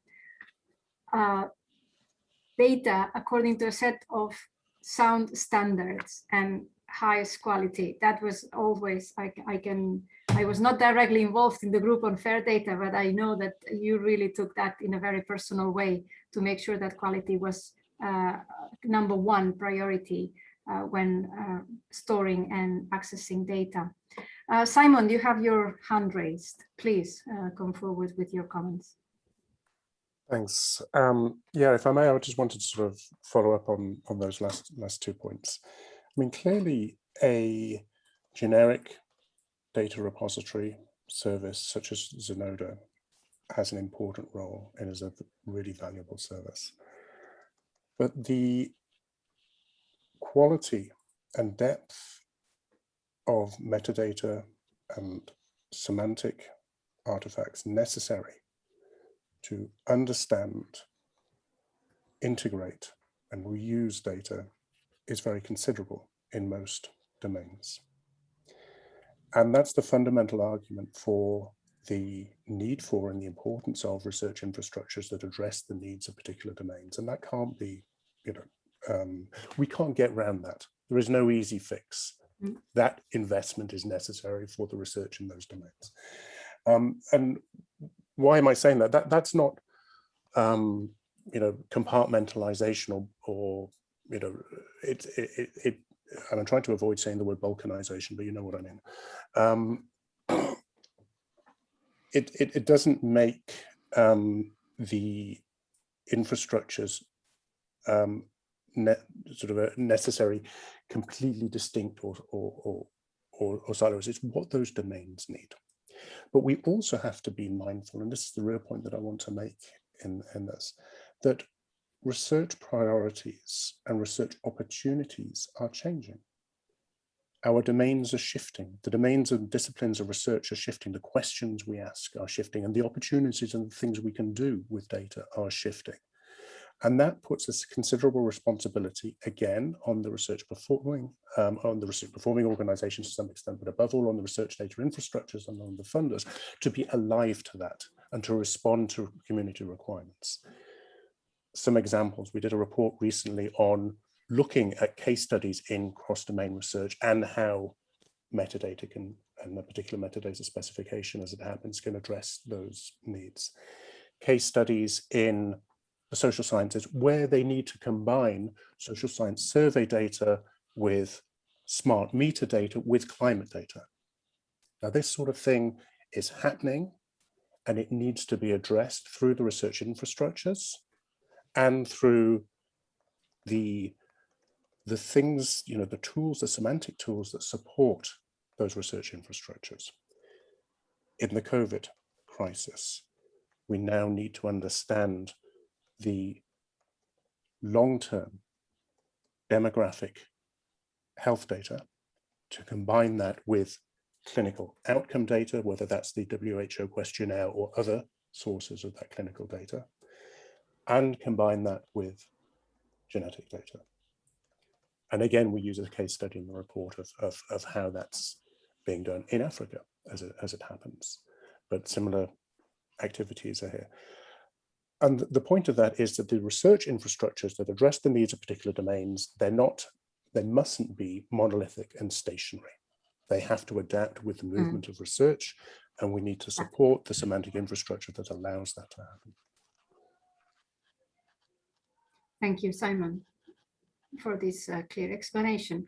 There is a new kind of question that will move the dialogue in a different direction. So before we leave this block of questions, may I ask Kostas, when do you think the guidelines for research data management for Horizon Europe will be ready?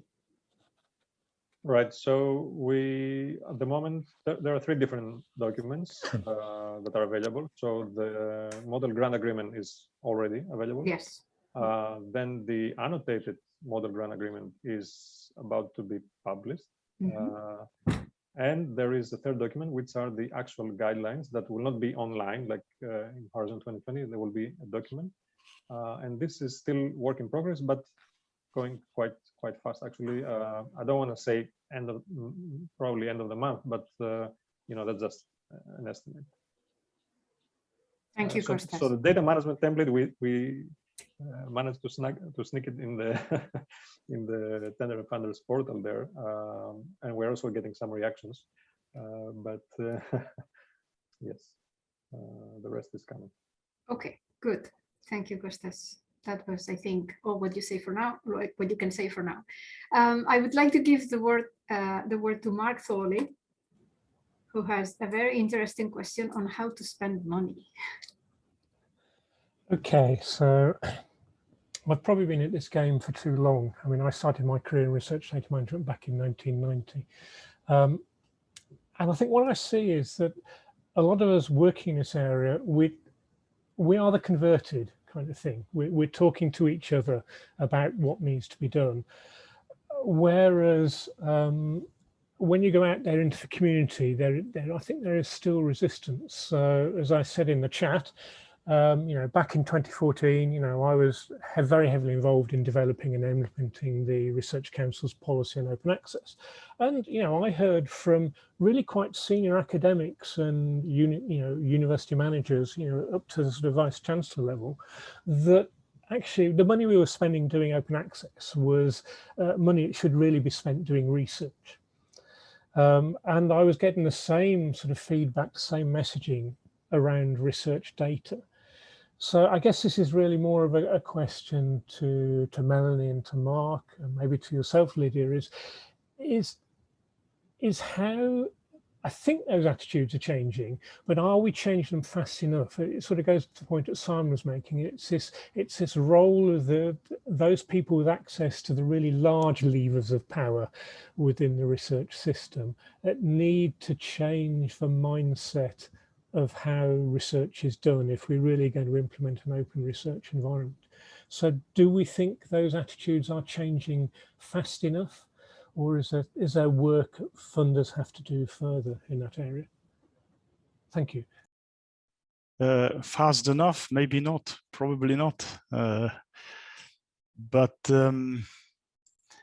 I think the whole discussion about, so we started with a discussion a few years ago about, or more than a few years ago, about open access, and then I think I was one of those who promoted Plan S, which was dubbed as radical or whatever, but I think maybe radical but necessary. But as a side effect, and there were three. Well, in Plan S, there were two things which I insisted on having in. One is about spending money, or at least as funders making funding available. So because I always say we can't just, as funders, we cannot just mandate something, and then when there are costs associated with it, not paying for it. So simply mandating open access without recognizing that, well, at least in some of the routes to achieve open access, it will cost money, it will cost publication fees or others, that would not be consistent. So that's why I insisted in Plan S to say, well, as funders, yes, we mandate that you must publish in open access, but in return, we also have provide funding to enable this. And this, I think, this goes true for the wider aspect of open data and research data management. Yes, we have to. I think it's our role and responsibility also to at least provide some of the funding to make this possible.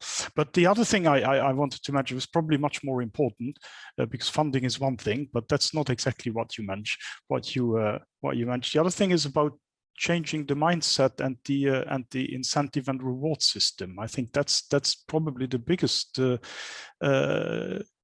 change that is ahead of us. And here, of course, it's very important the mindset and the attitude that by properly sharing your research data, and to properly share it, you first need to properly manage it. There is so much more to gain for science as a whole. And of course, it's this mutual exercise. I can benefit from data which other people have shared.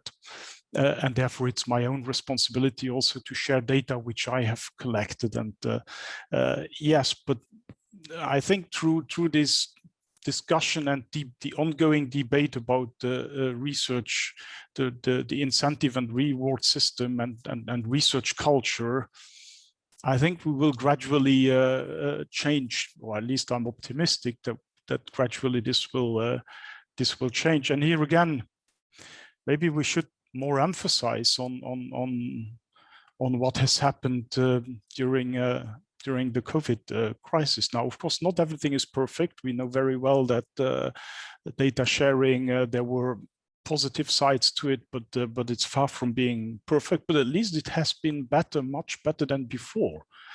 there have been, to a very large extent, data on genome sequences, for instance, have been openly shared.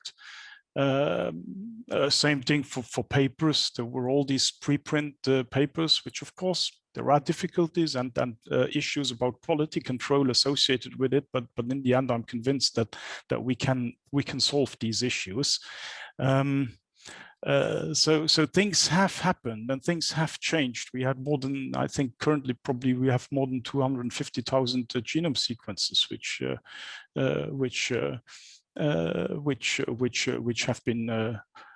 have been shared. So let's be optimistic. But I think this issue about the research reward and incentive system is key. And as funders, of course, yes, we see that we have a role to play there.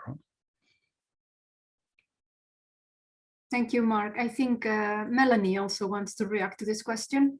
Yes, I mean, I agree with much of what Mark has just said. And I think that it's interesting because just because we mandate something, it doesn't mean that people will actually really step up. They will step up to what sometimes to do the minimum. I mean, we introduced BBSRC data management plans over a decade ago, but unless you then follow up to understand how people are actually implementing those, do we really know that they're putting those things into practice that they're actually saying? And you know, the process of that follow-up is quite considerable. So I think that comes back then to what Mark was talking about in terms of the incentives that we have, the recognition, the rewards for those types of things, and really embedding, you know, this good practice of being open into those recognition and reward systems is absolutely key. And that will then start to incentivize the system. And I think thinking about ourselves as funders, as stewards of our system in our broad remit in our countries, but then actually how we can think about that internationally, that stewardship internationally as well, I think is really important. I recognise that we need to balance all of these things, but we hold many of the levers in which we can really help incentivise, but we do have to work with others to do that, because things won't change unless we all come on the journey together. Thank you, Melanie. There is a hand raised in the participants. Hans Pfeifenberger, I think. Pfeifenberger, yes, hello. Thank you. Please. Yes, now I have actually two remarks or questions. No, remarks. One for Melanie, actually. One of the things research funders, but also the research performing organizations need to do is change the culture, which is a very, very long-term thing. If you want to follow up on your mandates, you need people who do the review, be it of research proposals or of articles or whatever, and their policies. You need to make sure that the reviewers actually look whether there is a good data management plan and if data management plans of previous projects have been implemented. And as long as the reviewers don't do that, because they don't value data or openness or whatever, well, you won't get anywhere. That's, I think, a crucial point. And maybe young career scientists could help with that as well, if they are actually aware of the need for data. The other observation was about the previous discussion on fragmentation versus centralization. There is an elephant in the room. I think if you think a step further about analyzing that data, not just curating them, if the data is distributed among a variety of repositories, there will be a very practical point in bringing that together and to download it to a point where you can actually analyze it. And so I think we are already seeing in one or two disciplines that people are actually moving to the commercial platforms to do the analysis there. especially as there are some basic data sets assembled there as well. I'm speaking of, for example, Google Earth Engine, where you have some basic satellite data already, and of course the computing resources to do analysis. So that's the elephant in the room, and if that's not being observed by the EOSC and other people, repository people, then they may get into problems.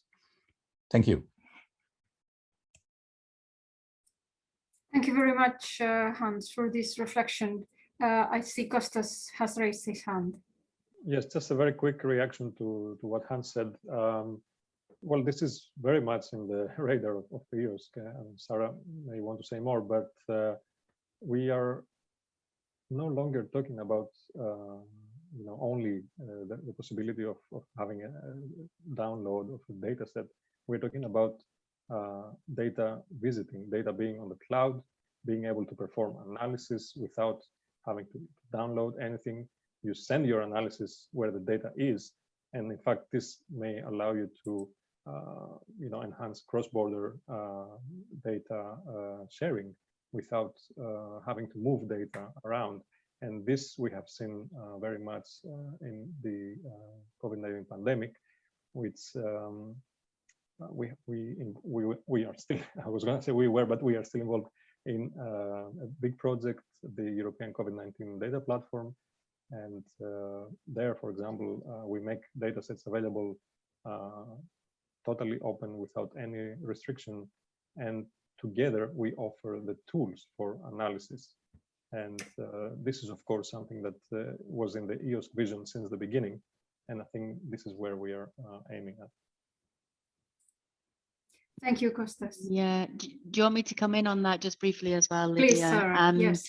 So yeah, I mean, one of the key things that the misnomers we've been trying to get around is, people having to go to a centralized portal to access EOSC resources. But we are also trying to stress the importance of EOSC being a platform or an environment in which work can happen. So people can combine their data and their services together. And I think you make a really important point, Hans, that, we need somewhere where researchers can do that work. It's not just a case of the access to the services from different repositories. They also need to be able to bring those tools together. And this is why they've been going to other platforms, because they don't have that provision. That is a part of the EOSC Future project. So there's a whole, one of the action lines is around composability of data and services. So it's something that should be addressed through there, but I think it's something we can't lose sight of. You're completely right. Thank you, Sarah. I think one last comment maybe from Melanie. She put it in the chat, but maybe I kind of put it in the chat because I knew we were getting short of time. Yeah. But both Hans, and I think it's right, but it's part of that looking at the system more broadly as well, I think. Yes, exactly. Yes, thank you, Melanie. Well, I think, colleagues, we are reaching the end of this session. I hope it was interesting for every one of the attendees. I'm sure it was for the panelists. I think that it is, well, we will summarize this in a nice report. I think that we have highlighted in this discussion the importance of the strategic commitment from the institutions at the forefront of research, funders, performers, research infrastructures in the broadest sense, as Simon reminded us, not only data providers, but also metadata and all the other stakeholders in the area. We know that we are doing this because we believe that the availability of data for research is the fuel for better research, and this needs to be encompassed with a deep reflection on what we value in research, what we understand as excellence, and how we then compensate and define rewards and incentives for the excellent research. So I think that with these remarks, I would like to draw this session to an end, not without thanking once more to Mark Thurley and Stephen Venklanis as the leaders of this initiative to develop the sustainability matrices, which I believe they will be very important. We will now closely monitor the implementation of these matrices. So our work in a way has just started. We will monitor how this is being taken up by the institutions. And as many guideline documents, they are issued as a living document. So we, in due time, will review them, update them, and make sure that they remain relevant and meaningful for the institutions. I like very much the collective approach that we have taken, the wide consultation with stakeholders, that we have engaged with universities, we have engaged with research infrastructures from day one. They responded to this call, and I think that the product has largely benefited from this collaboration. So I think this is a proof that collaboration works, that alignment is possible, and we will keep working on that. My last word of thanks is to my colleague Mari Timmerman, who has been coordinating all this action from the very beginning, and she's doing a fantastic job, and I would like to also publicly recognize her contribution in the coordination. Well, I think this is all for today. As I said, this is just the beginning, so I'm sure that we will meet again in other discussion fora with, I'm sure, with progress, which is what we are all after. So have a very nice afternoon and see you soon. Bye-bye.